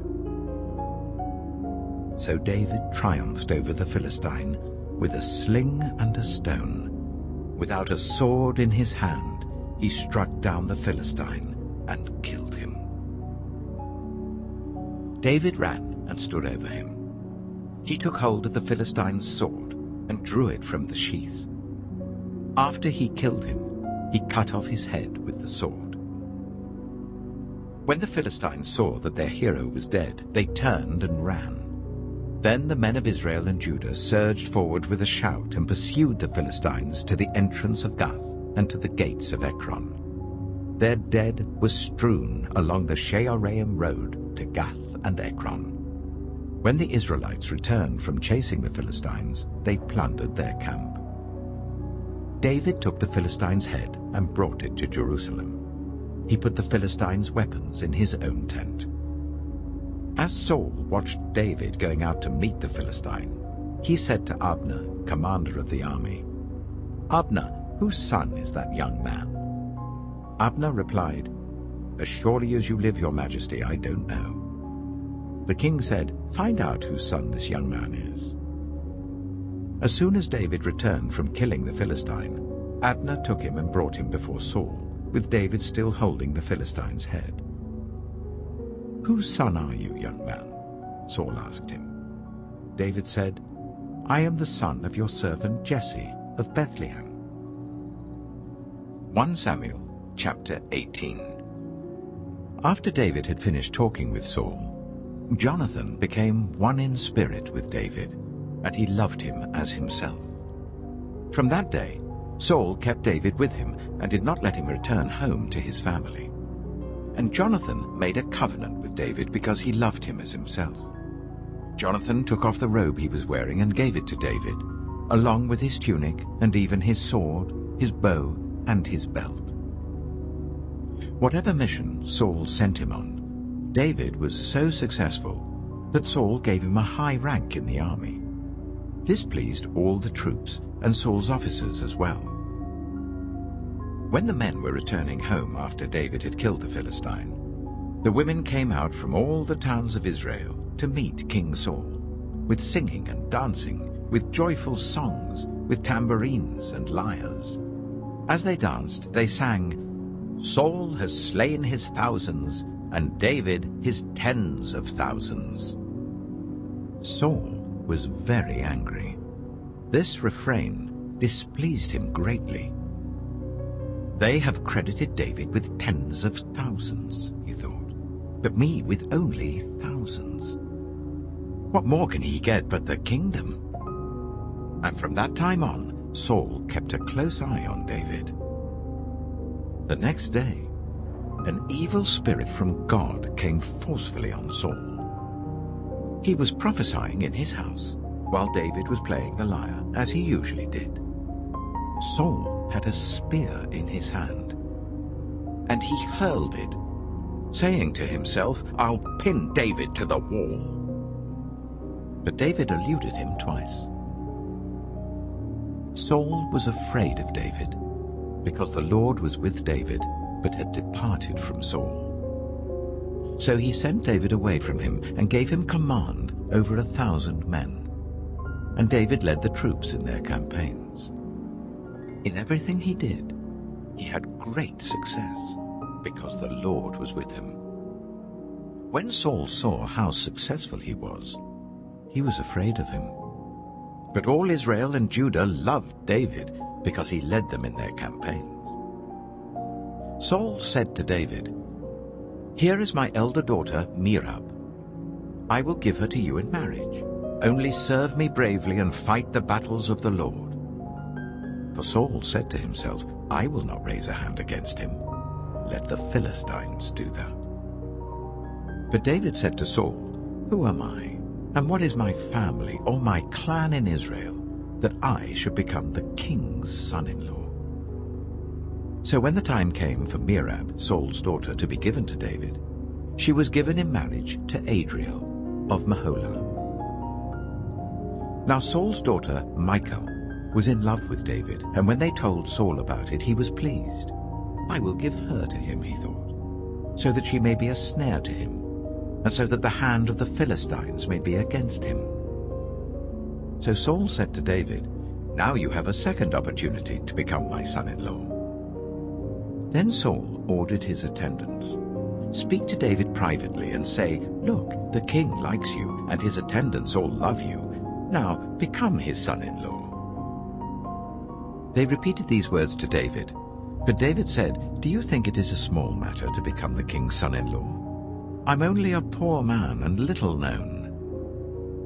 When Saul's servants told him what David had said, Saul replied, say to David, the king wants no other price for the bride than 100 Philistine foreskins to take revenge on his enemies.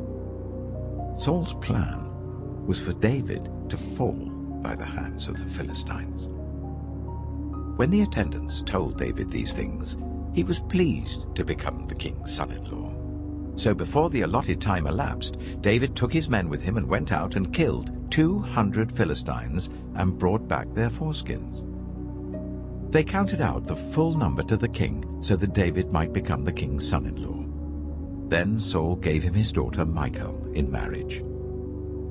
When Saul realized that the Lord was with David and that his daughter Michal loved David, Saul became still more afraid of him, and he remained his enemy for the rest of his days.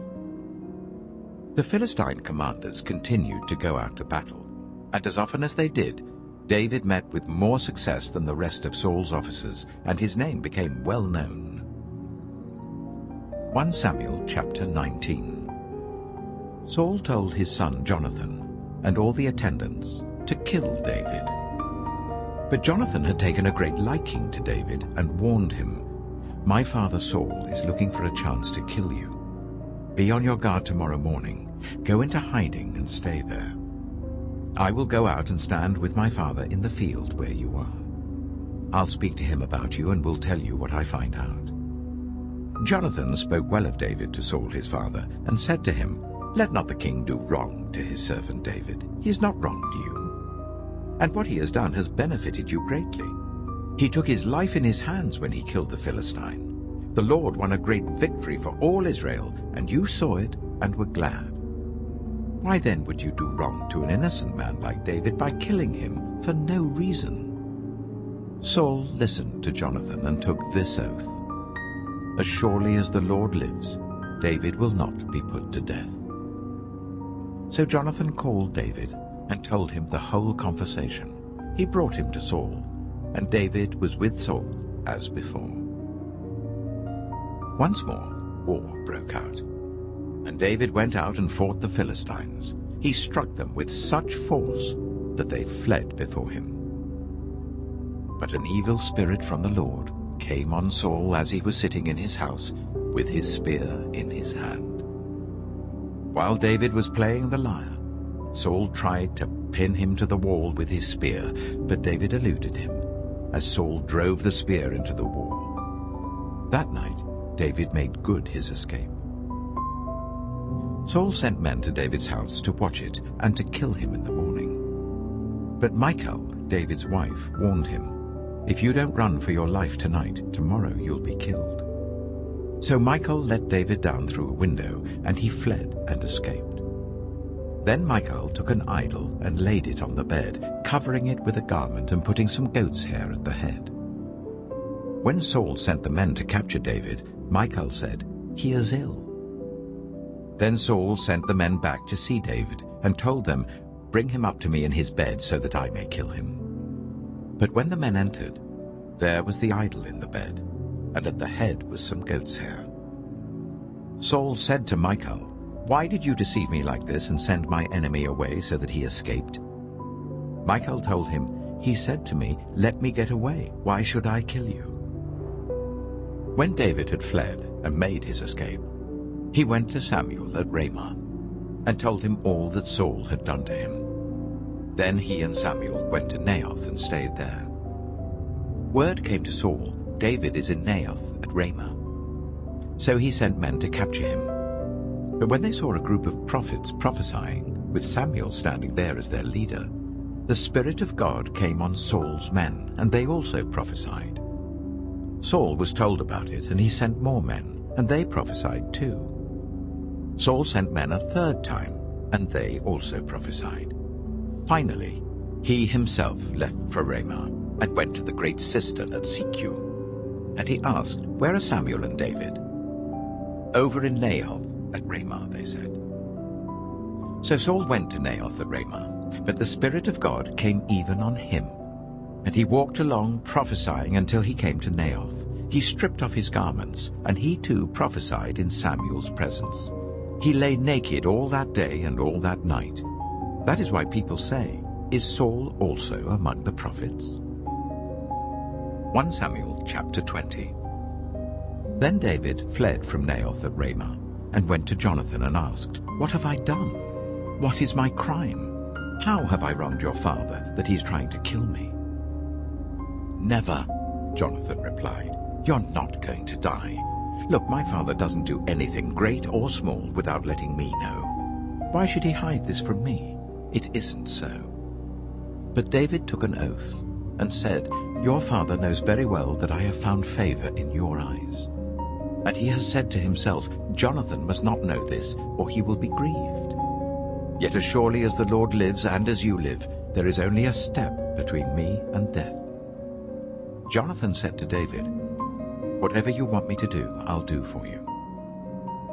So David said, "Look, tomorrow is the new moon feast, and I am supposed to dine with the king. But let me go and hide in the field until the evening of the day after tomorrow. If your father misses me at all, tell him, David earnestly asked my permission to hurry to Bethlehem, his hometown, because an annual sacrifice is being made there for his whole clan. If he says, 'Very well,' then your servant is safe. But if he loses his temper, you can be sure that he is determined to harm me. As for you, show kindness to your servant, for you have brought him into a covenant with you before the Lord. If I am guilty, then kill me yourself. Why hand me over to your father?" "Never," Jonathan said. "If I had the least inkling that my father was determined to harm you, wouldn't I tell you?" David asked, "Who will tell me if your father answers you harshly?" "Come," Jonathan said, "let's go out into the field." So they went there together. Then Jonathan said to David, "I swear by the Lord, the God of Israel, that I will surely sound out my father by this time the day after tomorrow. If he is favorably disposed towards you, will I not send you word and let you know? But if my father intends to harm you, may the Lord deal with me, be it ever so severely, if I do not let you know and send you away in peace. May the Lord be with you, as he has been with my father. But show me unfailing kindness like the Lord's kindness as long as I live, so that I may not be killed. And do not ever cut off your kindness from my family, not even when the Lord has cut off every one of David's enemies from the face of the earth." So Jonathan made a covenant with the house of David, saying, "May the Lord call David's enemies to account." And Jonathan made David reaffirm his oath out of love for him, because he loved him as he loved himself. Then Jonathan said to David, "Tomorrow is the new moon feast. You will be missed, because your seat will be empty. The day after tomorrow, towards evening, go to the place where you hid when this trouble began, and wait by the stone easel. I will shoot 3 arrows to the side of it, as though I were shooting at a target. Then I will send a boy and say, 'Go find the arrows.' If I say to him, 'Look, the arrows are on this side of you, bring them here,' then come, because as surely as the Lord lives, you are safe, there is no danger.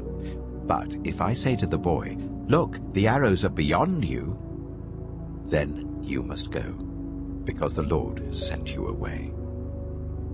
and about the matter you and I discussed. Remember, the Lord is witness between you and me forever." So David hid in the field. And when the new moon feast came, the king sat down to eat. He sat in his customary place by the wall, opposite Jonathan, and Abner sat next to Saul, but David's place was empty. Saul said nothing that day, for he thought something must have happened to David to make him ceremonially unclean. Surely he is unclean. But the next day, the second day of the month, David's place was empty again. Then Saul said to his son Jonathan, "Why hasn't the son of Jesse come to the meal, either yesterday or today?" Jonathan answered, "David earnestly asked me for permission to go to Bethlehem. He said, 'Let me go because our family is observing a sacrifice in the town, and my brother has ordered me to be there. If I have found favor in your eyes, let me go to see my brothers.' That is why he has not come to the king's table."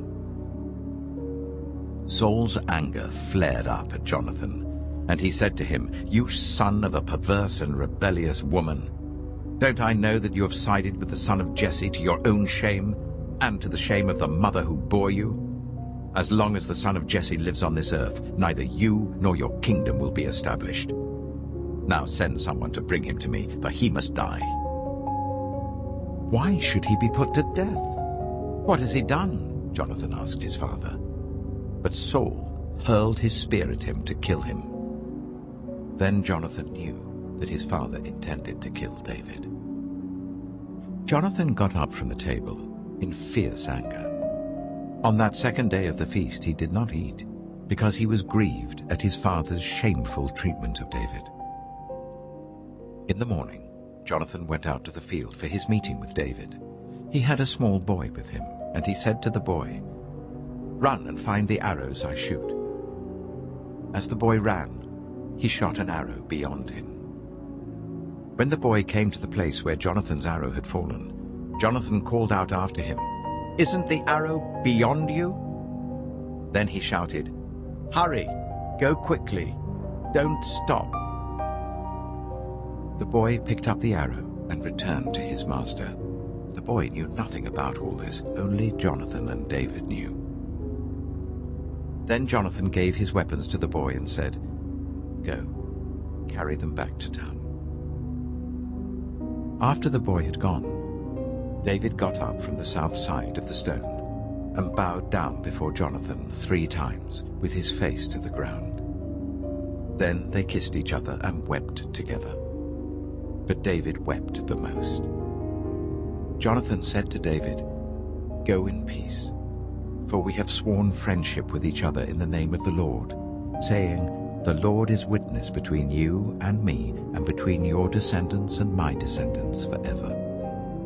Then David left, and Jonathan went back to the town. 1 Samuel chapter 21. David went to Nob, to Ahimelech the priest. Ahimelech trembled when he met him and asked, "Why are you alone? Why is no one with you?" David answered Ahimelech the priest, "The king sent me on a mission and said to me, 'No one is to know anything about the mission I'm sending you on. As for my men, I've told them to meet me at a certain place. Now then, what have you to hand? Give me 5 loaves of bread, or whatever you can find." But the priest answered David, "I don't have any ordinary bread to hand. However, there is some consecrated bread here, provided the men have kept themselves from women." David replied, "Indeed, women have been kept from us, as usual whenever I set out. The men's bodies are holy even on missions that are not holy. How much more so today?" So the priest gave him the consecrated bread, since there was no bread there except the bread of the presence that had been removed from before the Lord and replaced by hot bread on the day it was taken away. Now one of Saul's servants was there that day, detained before the Lord. He was Doeg, the Edomite, Saul's chief shepherd. David asked Ahimelech, "Don't you have a spear or sword here? I haven't brought my sword or any other weapon, because the king's mission was urgent." The priest replied, The sword of Goliath the Philistine, whom you killed in the valley of Elah, is here. It is wrapped in a cloth behind the ephod. If you want it, take it.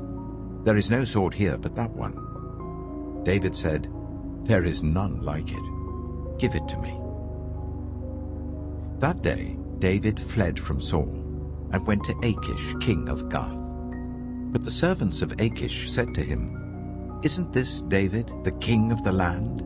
Isn't he the one they sing about in their dances? Saul has slain his thousands, and David his tens of thousands." David took these words to heart, and was very much afraid of Achish, king of Gath. So he feigned insanity in their presence. And while he was in their hands, he acted like a madman, making marks on the doors of the gate and letting saliva run down his beard. Achish said to his servants, "Look at the man, he's insane. Why bring him to me? Am I so short of madmen that you have to bring this fellow here to carry on like this in front of me? Must this man come into my house?" 1 Samuel chapter 22. David left Gath and escaped to the cave of Adullam. When his brothers and his father's household heard about it, they went down to him there. All those who were in distress or in debt or discontented gathered round him, and he became their commander. About 400 men were with him. From there David went to Mizpah in Moab, and said to the king of Moab, "Would you let my father and mother come and stay with you until I learn what God will do for me?" So he left them with the king of Moab, and they stayed with him as long as David was in the stronghold. But the prophet Gad said to David, "Do not stay in the stronghold. Go into the land of Judah." So David left and went to the forest of Hereth.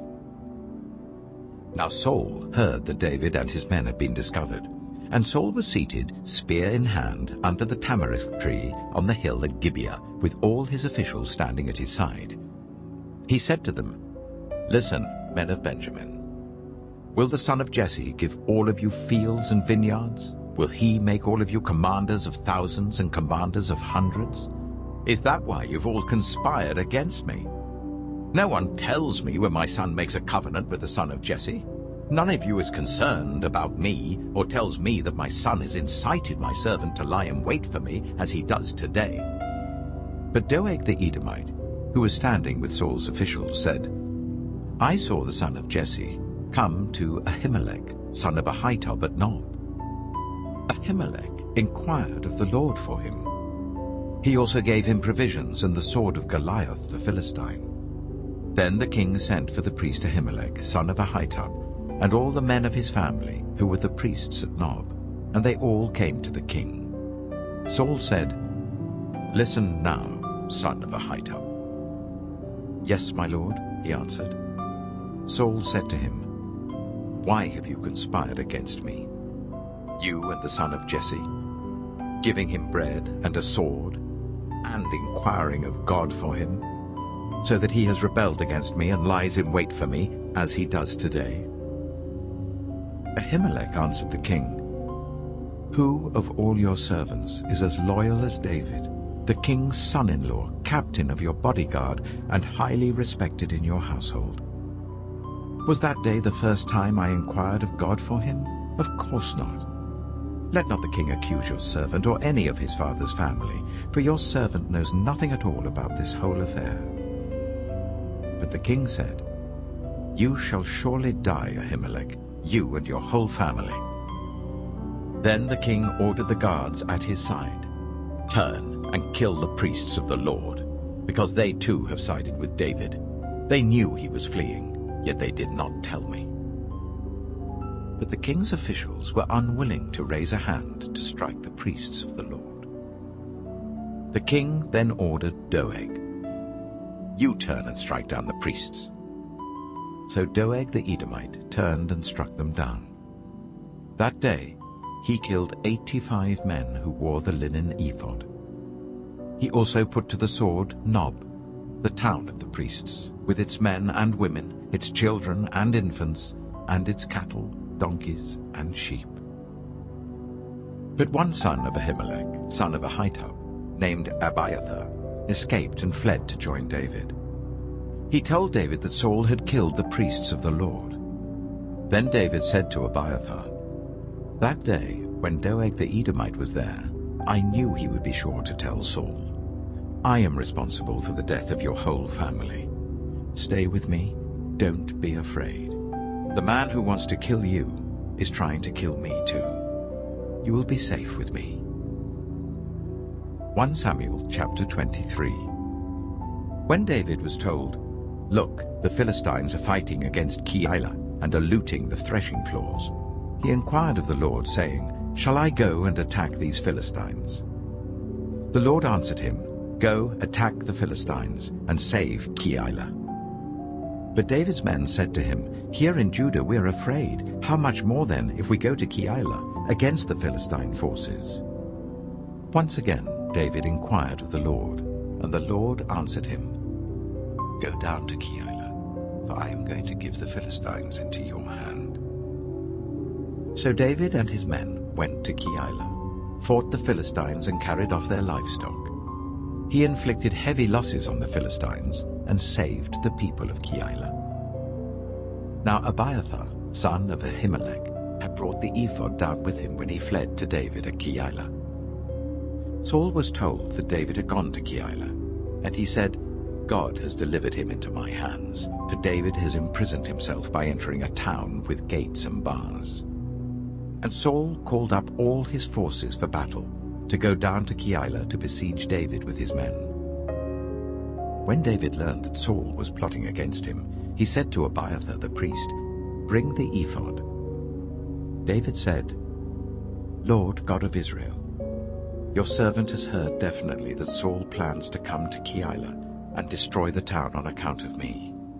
Will the citizens of Keilah surrender me to him? Will Saul come down as your servant has heard? Lord God of Israel, tell your servant." And the Lord said, "He will." Again David asked, "Will the citizens of Keilah surrender me and my men to Saul?" And the Lord said, "They will." So David and his men, about 600 in number, left Keilah and kept moving from place to place. When Saul was told that David had escaped from Keilah, he did not go there. David stayed in the wilderness strongholds and in the hills of the desert of Ziph. Day after day Saul searched for him, but God did not give David into his hands. While David was at Horesh in the desert of Ziph, he learned that Saul had come out to take his life, and Saul's son Jonathan went to David at Horesh and helped him to find strength in God. "Don't be afraid," he said. "My father Saul will not lay a hand on you. You shall be king over Israel, and I will be second to you. Even my father Saul knows this." The two of them made a covenant before the Lord. Then Jonathan went home, but David remained at Horesh. The Ziphites went up to Saul at Gibeah and said, "Is not David hiding among us in the strongholds at Horesh, on the hill of Keilah, south of Jeshimon? Now, your majesty, come down whenever it pleases you to do so, and we will be responsible for giving him into your hands." Saul replied, "The Lord bless you for your concern for me. Go and get more information. Find out where David usually goes and who has seen him there. They tell me he's very crafty. Find out about all the hiding places he uses and come back to me with definite information. Then I will go with you. If he is in the area, I will track him down among all the clans of Judah." So they set out and went to Ziph, ahead of Saul. Now David and his men were in the desert of Maon, in the Arabah south of Jeshimon. Saul and his men began to search, and when David was told about it, he went down to the rock and stayed in the desert of Maon. When Saul heard this, he went into the desert of Maon in pursuit of David. Saul was going along one side of the mountain, and David and his men were on the other side, hurrying to get away from Saul. As Saul and his forces were closing in on David and his men to capture them, a messenger came to Saul, saying, "Come quickly, the Philistines are raiding the land." Then Saul broke off his pursuit of David and went to meet the Philistines. That is why they call this place Selah Hamalakoth. And David went up from there and lived in the strongholds of En-gedi. 1 Samuel chapter 24. After Saul returned from pursuing the Philistines, he was told, "David is in the desert of En-gedi." So Saul took 3,000 able young men from all Israel and set out to look for David and his men near the crags of the wild goats. He came to the sheepfolds along the way. A cave was there, and Saul went in to relieve himself. David and his men were far back in the cave. The men said, "This is the day the Lord spoke of when he said to you, 'I will give your enemy into your hands for you to deal with as you wish.'" Then David crept up unnoticed and cut off a corner of Saul's robe. Afterwards, David was conscience-stricken for having cut off a corner of his robe. He said to his men, "The Lord forbid that I should do such a thing to my master, the Lord's anointed, or lay my hand on him. For he is the anointed of the Lord." With these words, David sharply rebuked his men and did not allow them to attack Saul. And Saul left the cave and went his way. Then David went out of the cave and called out to Saul, "My lord the king." When Saul looked behind him, David bowed down and prostrated himself with his face to the ground. He said to Saul, "Why do you listen when men say, 'David is bent on harming you'? This day you have seen with your own eyes how the Lord gave you into my hands in the cave. Some urged me to kill you, but I spared you. I said, 'I will not lay my hand on my Lord because he is the Lord's anointed.' See, my father, look at this piece of your robe in my hand. I cut off the corner of your robe, but did not kill you. See that there is nothing in my hand to indicate that I am guilty of wrongdoing or rebellion. I have not wronged you, but you are hunting me down to take my life. May the Lord judge between you and me, and may the Lord avenge the wrongs you have done to me, but my hand will not touch you. As the old saying goes, from evildoers come evil deeds, so my hand will not touch you. Against whom has the king of Israel come out? Who are you pursuing? A dead dog? A flea? May the Lord be our judge and decide between us. May he consider my cause and uphold it. May he vindicate me by delivering me from your hand." When David finished saying this, Saul asked, "Is that your voice, David, my son?" And he wept aloud. "You are more righteous than I," he said. "You have treated me well, but I have treated you badly. You have just now told me about the good you did to me. The Lord gave me into your hands, but you did not kill me. When a man finds his enemy, does he let him get away unharmed? May the Lord reward you well for the way you've treated me today. I know that you will surely be king, and that the kingdom of Israel will be established in your hands. Now swear to me by the Lord that you will not kill off my descendants or wipe out my name from my father's family." So David gave his oath to Saul. Then Saul returned home, but David and his men went up to the stronghold. 1 Samuel chapter 25. Now Samuel died, and all Israel assembled and mourned for him, and they buried him at his home in Ramah. Then David moved down into the desert of Paran. A certain man in Maon, who had property there at Carmel, was very wealthy. He had 1,000 goats and 3,000 sheep, which he was shearing in Carmel. His name was Nabal, and his wife's name was Abigail. She was an intelligent and beautiful woman, but her husband was surly and mean in his dealings. He was a Calebite. While David was in the wilderness, he heard that Nabal was shearing sheep. So he sent 10 young men and said to them, "Go up to Nabal at Carmel and greet him in my name. Say to him, 'Long life to you, good health to you and your household, and good health to all that is yours. Now I hear that it is sheep shearing time. When your shepherds were with us, we did not ill-treat them, and the whole time they were at Carmel, nothing of theirs was missing. Ask your own servants, and they will tell you. Therefore be favorable towards my men, since we come at a festive time. Please give your servants and your son David whatever you can find for them." When David's men arrived, they gave Nabal this message in David's name. Then they waited. Nabal answered David's servant, "Who is this David? Who is this son of Jesse? Many servants are breaking away from their masters these days. Why should I take my bread and water and the meat I've slaughtered for my shearers and give it to men coming from who knows where?" David's men turned round and went back. When they arrived, they reported every word. David said to his men, "Each of you strap on your sword." So they did, and David strapped his on as well. About 400 men went up with David, while 200 stayed with the supplies. One of the servants told Abigail, Nabal's wife, "David sent messengers from the wilderness to give our master his greetings, but he hurled insults at them. Yet these men were very good to us.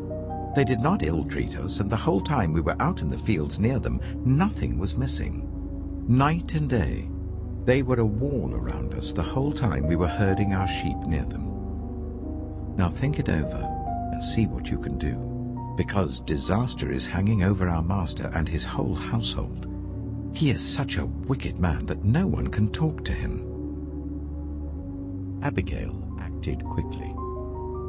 She took 200 loaves of bread, 2 skins of wine, 5 dressed sheep, 5 seahs of roasted grain, 100 cakes of raisins, and 200 cakes of pressed figs, and loaded them on donkeys. Then she told her servants, "Go on ahead, I'll follow you." But she did not tell her husband Nabal. As she came riding on her donkey into a mountain ravine, there were David and his men descending towards her, and she met them. David had just said, "It's been useless, all my watching over this fellow's property in the wilderness, so that nothing of his was missing. He has paid me back evil for good. May God deal with David, be it ever so severely, if by morning I leave alive one male of all who belong to him." When Abigail saw David, she quickly got off her donkey and bowed down before David with her face to the ground. She fell at his feet and said, "Pardon your servant, my lord, and let me speak to you. Hear what your servant has to say. Please pay no attention, my lord, to that wicked man Nabal. He is just like his name. His name means fool, and folly goes with him. As for me, your servant, I did not see the men my lord sent. And now, my lord, as surely as the Lord your God lives and as you live, since the Lord has kept you from bloodshed and from avenging yourself with your own hands, may your enemies and all who are intent on harming my lord be like Nabal. And let this gift which your servant has brought to my lord be given to the men who follow you. Please forgive your servant's presumption. The Lord your God will certainly make a lasting dynasty for my lord, because you fight the Lord's battles, and no wrongdoing will be found in you as long as you live. Even though someone is pursuing you to take your life, the life of my lord will be bound securely in the bundle of the living by the Lord your God. But the lives of your enemies he will hurl away as from the pocket of a sling. When the Lord has fulfilled for my lord every good thing he promised concerning him, and has appointed him ruler over Israel, my lord will not have on his conscience the staggering burden of needless bloodshed, or of having avenged himself. And when the Lord your God has brought my lord success, remember your servant." David said to Abigail, "Praise be to the Lord, the God of Israel, who has sent you today to meet me. May you be blessed for your good judgment, and for keeping me from bloodshed this day, and from avenging myself with my own hands. Otherwise, as surely as the Lord, the God of Israel, lives, who has kept me from harming you, if you had not come quickly to meet me, not one male belonging to Nabal would have been left alive by daybreak." Then David accepted from her hand what she had brought to him and said, "Go home in peace. I have heard your words and granted your request." When Abigail went to Nabal, he was in the house holding a banquet like that of a king. He was in high spirits and very drunk. So she told him nothing at all until daybreak. Then, in the morning, when Nabal was sober, his wife told him all these things, and his heart failed him, and he became like a stone. About 10 days later, the Lord struck Nabal, and he died. When David heard that Nabal was dead, he said, "Praise be to the Lord, who has upheld my cause against Nabal for treating me with contempt.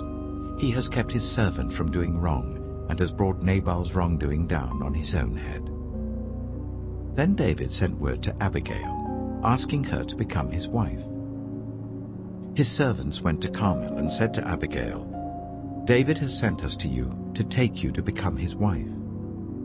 She bowed down with her face to the ground and said, "I am your servant, and am ready to serve you and wash the feet of my Lord's servants."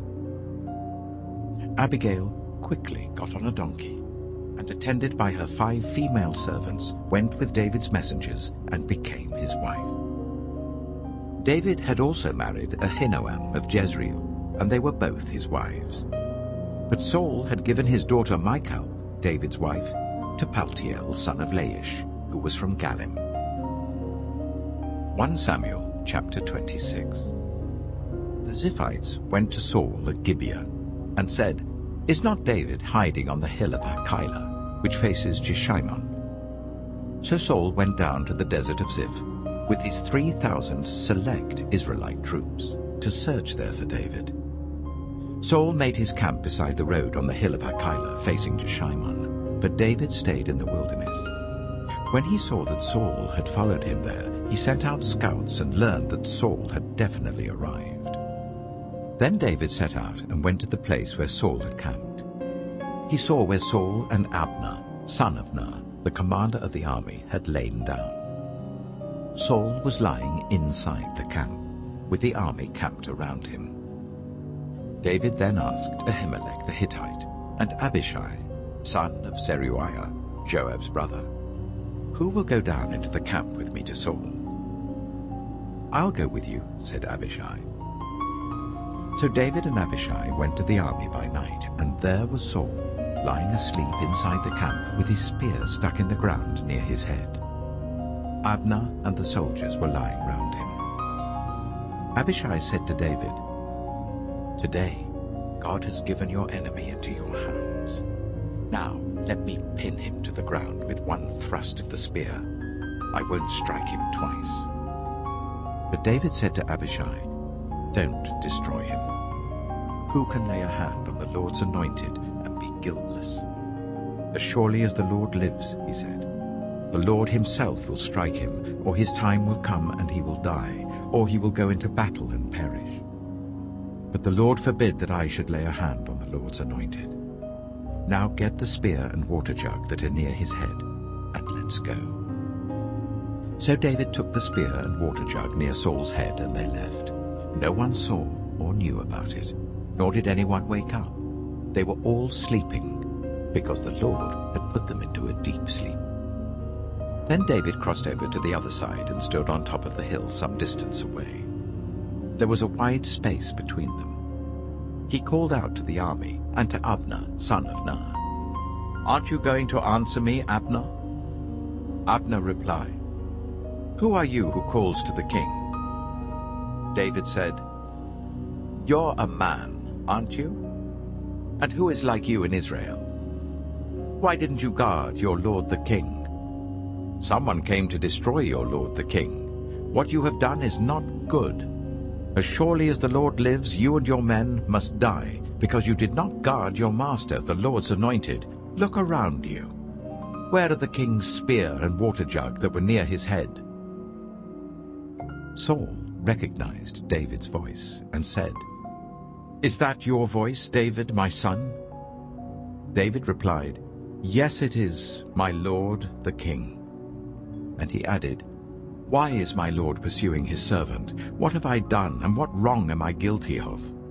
Now let my lord the king listen to his servant's words. If the Lord has incited you against me, then may he accept an offering. If, however, people have done it, may they be cursed before the Lord. They have driven me today from my share in the Lord's inheritance and have said, 'Go serve other gods.' Now, do not let my blood fall to the ground far from the presence of the Lord. The king of Israel has come out to look for a flea as one hunts a partridge in the mountains." Then Saul said, "I have sinned. Come back, David, my son. Because you considered my life precious today, I will not try to harm you again. Surely I have acted like a fool and have been terribly wrong." "Here is the king's spear," David answered. "Let one of your young men come over and get it. The Lord rewards everyone for their righteousness and faithfulness. The Lord gave you into my hands today, but I would not lay a hand on the Lord's anointed. As surely as I valued your life today, so may the Lord value my life and deliver me from all trouble." Then Saul said to David, "May you be blessed, David, my son. You will do great things and surely triumph." So David went on his way, and Saul returned home. 1 Samuel chapter 27. But David thought to himself, "One of these days I shall be destroyed by the hand of Saul. The best thing I can do is to escape to the land of the Philistines. Then Saul will give up searching for me anywhere in Israel, and I will slip out of his hand." So David and the 600 men with him left and went over to Achish, son of Maok, king of Gath. David and his men settled in Gath with Achish. Each man had his family with him, and David had his 2 wives, Ahinoam of Jezreel and Abigail of Carmel, the widow of Nabal. When Saul was told that David had fled to Gath, he no longer searched for him. Then David said to Achish, "If I have found favor in your eyes, let a place be assigned to me in one of the country towns, that I may live there. Why should your servant live in the royal city with you?" So on that day Achish gave him Ziklag, and it has belonged to the kings of Judah ever since. David lived in Philistine territory for 1 year and 4 months. Now David and his men went up and raided the Geshurites, the Girzites, and the Amalekites. From ancient times these people had lived in the land extending to Shur and Egypt. Whenever David attacked an area, he did not leave a man or woman alive, but took sheep and cattle, donkeys and camels, and clothes. Then he returned to Achish. When Achish asked, "Where did you go raiding today?" David would say, "Against the Negev of Judah," or "Against the Negev of Jerahmeel," or "Against the Negev of the Kenites." He did not leave a man or woman alive to be brought to Gath, for he thought they might inform on us and say, "This is what David did." And such was his practice as long as he lived in Philistine territory. Achish trusted David and said to himself, "He has become so obnoxious to his people, the Israelites, that he will be my servant for life." 1 Samuel chapter 28. In those days, the Philistines gathered their forces to fight against Israel. Achish said to David, "You must understand that you and your men will accompany me in the army." David said, "Then you will see for yourself what your servant can do." Achish replied, "Very well. I will make you my bodyguard for life." Now Samuel was dead, and all Israel had mourned for him and buried him in his own town of Ramah. Saul had expelled the mediums and spiritists from the land. The Philistines assembled and came up and set up camp at Shunem, while Saul gathered all Israel and set up camp at Gilboa. When Saul saw the Philistine army, he was afraid. Terror filled his heart. He inquired of the Lord, but the Lord did not answer him by dreams or Urim or prophets. Saul then said to his attendants, "Find me a woman who is a medium, so that I may go and inquire of her." "There is one in Endor," they said. So Saul disguised himself, putting on other clothes, and at night he and 2 men went to the woman. "Consult a spirit for me," he said, "and bring up for me the one I name." But the woman said to him, "Surely you know what Saul has done. He has cut off the mediums and spiritists from the land. Why have you set a trap for my life to bring about my death?" Saul swore to her by the Lord, "As surely as the Lord lives, you will not be punished for this." Then the woman asked, "Whom shall I bring up for you?" "Bring up Samuel," he said. When the woman saw Samuel, she cried out at the top of her voice and said to Saul, "Why have you deceived me? You are Saul." The king said to her, "Don't be afraid. What do you see?" The woman said, "I see a ghostly figure coming up out of the earth." "What does he look like?" he asked. "An old man wearing a robe is coming up," she said. Then Saul knew it was Samuel, and he bowed down and prostrated himself with his face to the ground. Samuel said to Saul, "Why have you disturbed me by bringing me up?" "I am in great distress," Saul said. "The Philistines are fighting against me, and God has departed from me. He no longer answers me either by prophets or by dreams. So I have called on you to tell me what to do." Samuel said, "Why do you consult me, now that the Lord has departed from you and become your enemy? The Lord has done what he predicted through me. The Lord has torn the kingdom out of your hands and given it to one of your neighbors, to David. Because you did not obey the Lord or carry out his fierce wrath against the Amalekites, the Lord has done this to you today. The Lord will deliver both Israel and you into the hands of the Philistines, and tomorrow you and your sons will be with me. The Lord will also give the army of Israel into the hands of the Philistines." Immediately, Saul fell full length on the ground, filled with fear because of Samuel's words. His strength was gone, for he had eaten nothing all that day and all that night. When the woman came to Saul and saw that he was greatly shaken, she said, "Look, your servant has obeyed you. I took my life in my hands and did what you told me to do. Now please listen to your servant and let me give you some food, so that you may eat and have the strength to go on your way."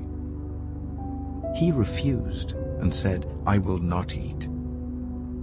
But his men joined with the woman in urging him, and he listened to them.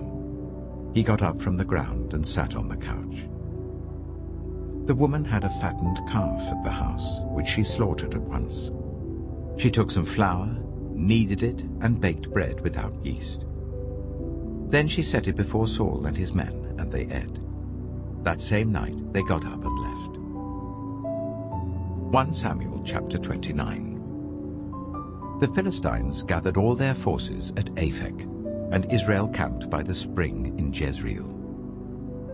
As the Philistine rulers marched with their units of hundreds and thousands, David and his men were marching at the rear with Achish.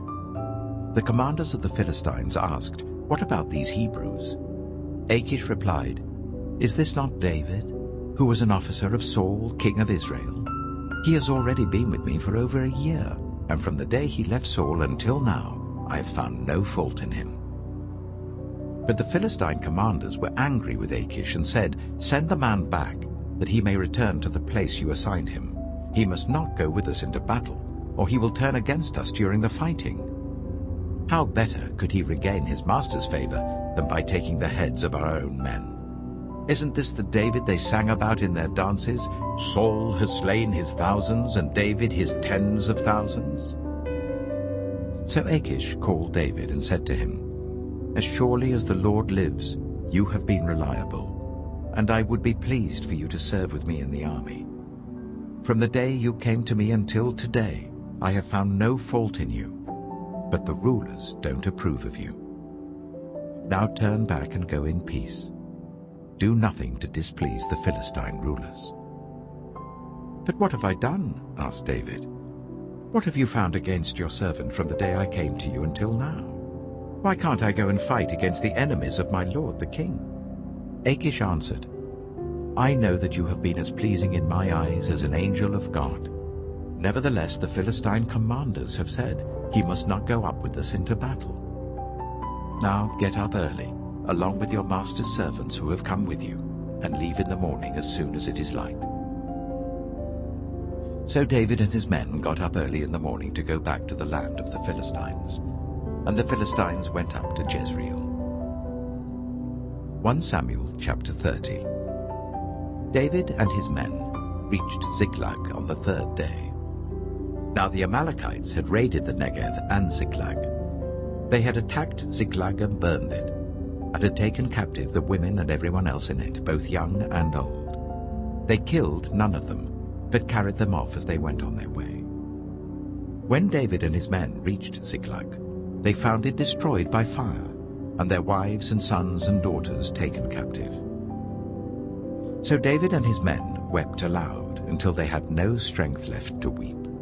David's 2 wives had been captured, Ahinoam of Jezreel and Abigail, the widow of Nabal of Carmel. David was greatly distressed because the men were talking of stoning him.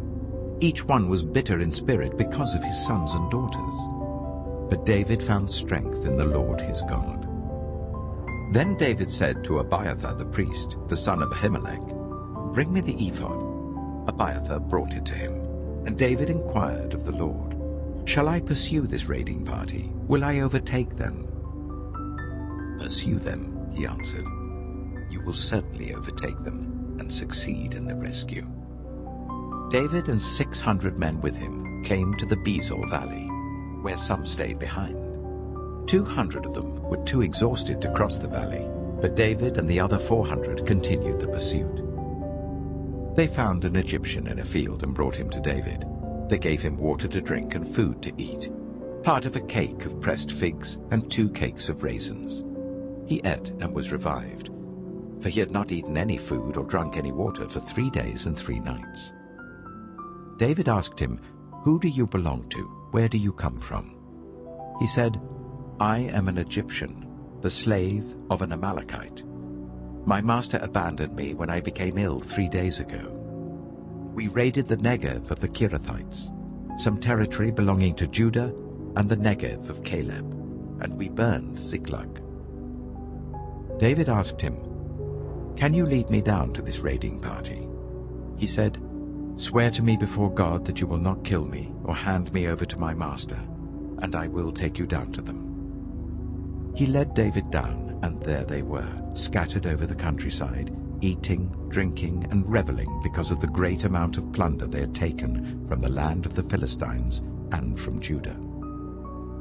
David fought them from dusk until the evening of the next day, and none of them got away except 400 young men who rode off on camels and fled. David recovered everything the Amalekites had taken, including his 2 wives. Nothing was missing. Young or old, boy or girl, plunder or anything else they had taken, David brought everything back. He took all the flocks and herds, and his men drove them ahead of the other livestock, saying, "This is David's plunder." Then David came to the 200 men who had been too exhausted to follow him, and who were left behind at the Bezor valley. They came out to meet David and the men with him. As David and his men approached, he asked them how they were. But all the evil men and troublemakers among David's followers said, "Because they did not go out with us, we will not share with them the plunder we recovered. However, each man may take his wife and children and go." David replied, "No, my brothers, you must not do that with what the Lord has given us. He has protected us and delivered into our hands the raiding party that came against us. Who will listen to what you say? The share of the man who stayed with the supplies is to be the same as that of him who went down to the battle. All shall share alike." David made this a statute and ordinance for Israel from that day to this. When David reached Ziklag, he sent some of the plunder to the elders of Judah who were his friends, saying, "Here is a gift for you from the plunder of the Lord's enemies." David sent it to those who were in Bethel, Ramoth Negev, and Yattah, to those in Aroah, Sifmoth, and Eshtemoa, and Rachel, to those in the towns of the Jerahmeelites and the Kenites, to those in Hormah, Bor-Ashan, Athak, and Hebron. and to those in all the other places where he and his men had roamed. 1 Samuel chapter 31. Now the Philistines fought against Israel. The Israelites fled before them, and many fell dead on Mount Gilboa. The Philistines were in hot pursuit of Saul and his sons, and they killed his sons Jonathan, Abinadab, and Malchishua. The fighting grew fierce around Saul, and when the archers overtook him, they wounded him critically. Saul said to his armor-bearer, "Draw your sword and run me through, or these uncircumcised fellows will come and run me through and abuse me." But the armor-bearer was terrified and would not do it. So Saul took his own sword and fell on it. When the armor-bearer saw that Saul was dead, he too fell on his sword and died with him. So Saul and his 3 sons and his armor-bearer and all his men died together that same day. When the Israelites along the valley and those across the Jordan saw that the Israelite army had fled, and that Saul and his sons had died, they abandoned their towns and fled. And the Philistines came and occupied them. The next day, when the Philistines came to strip the dead, they found Saul and his 3 sons fallen on Mount Gilboa. They cut off his head and stripped off his armor, and they sent messengers throughout the land of the Philistines to proclaim the news in the temple of their idols and among their people. They put his armor in the temple of the Ashtoreths and fastened his body to the wall of Bethshan. When the people of Jabesh-Gilead heard what the Philistines had done to Saul, all their valiant men marched through the night to Bethshan. They took down the bodies of Saul and his sons from the wall of Bethshan and went to Jabesh, where they burned them. Then they took their bones and buried them under a tamarisk tree at Jabesh, and they fasted 7 days.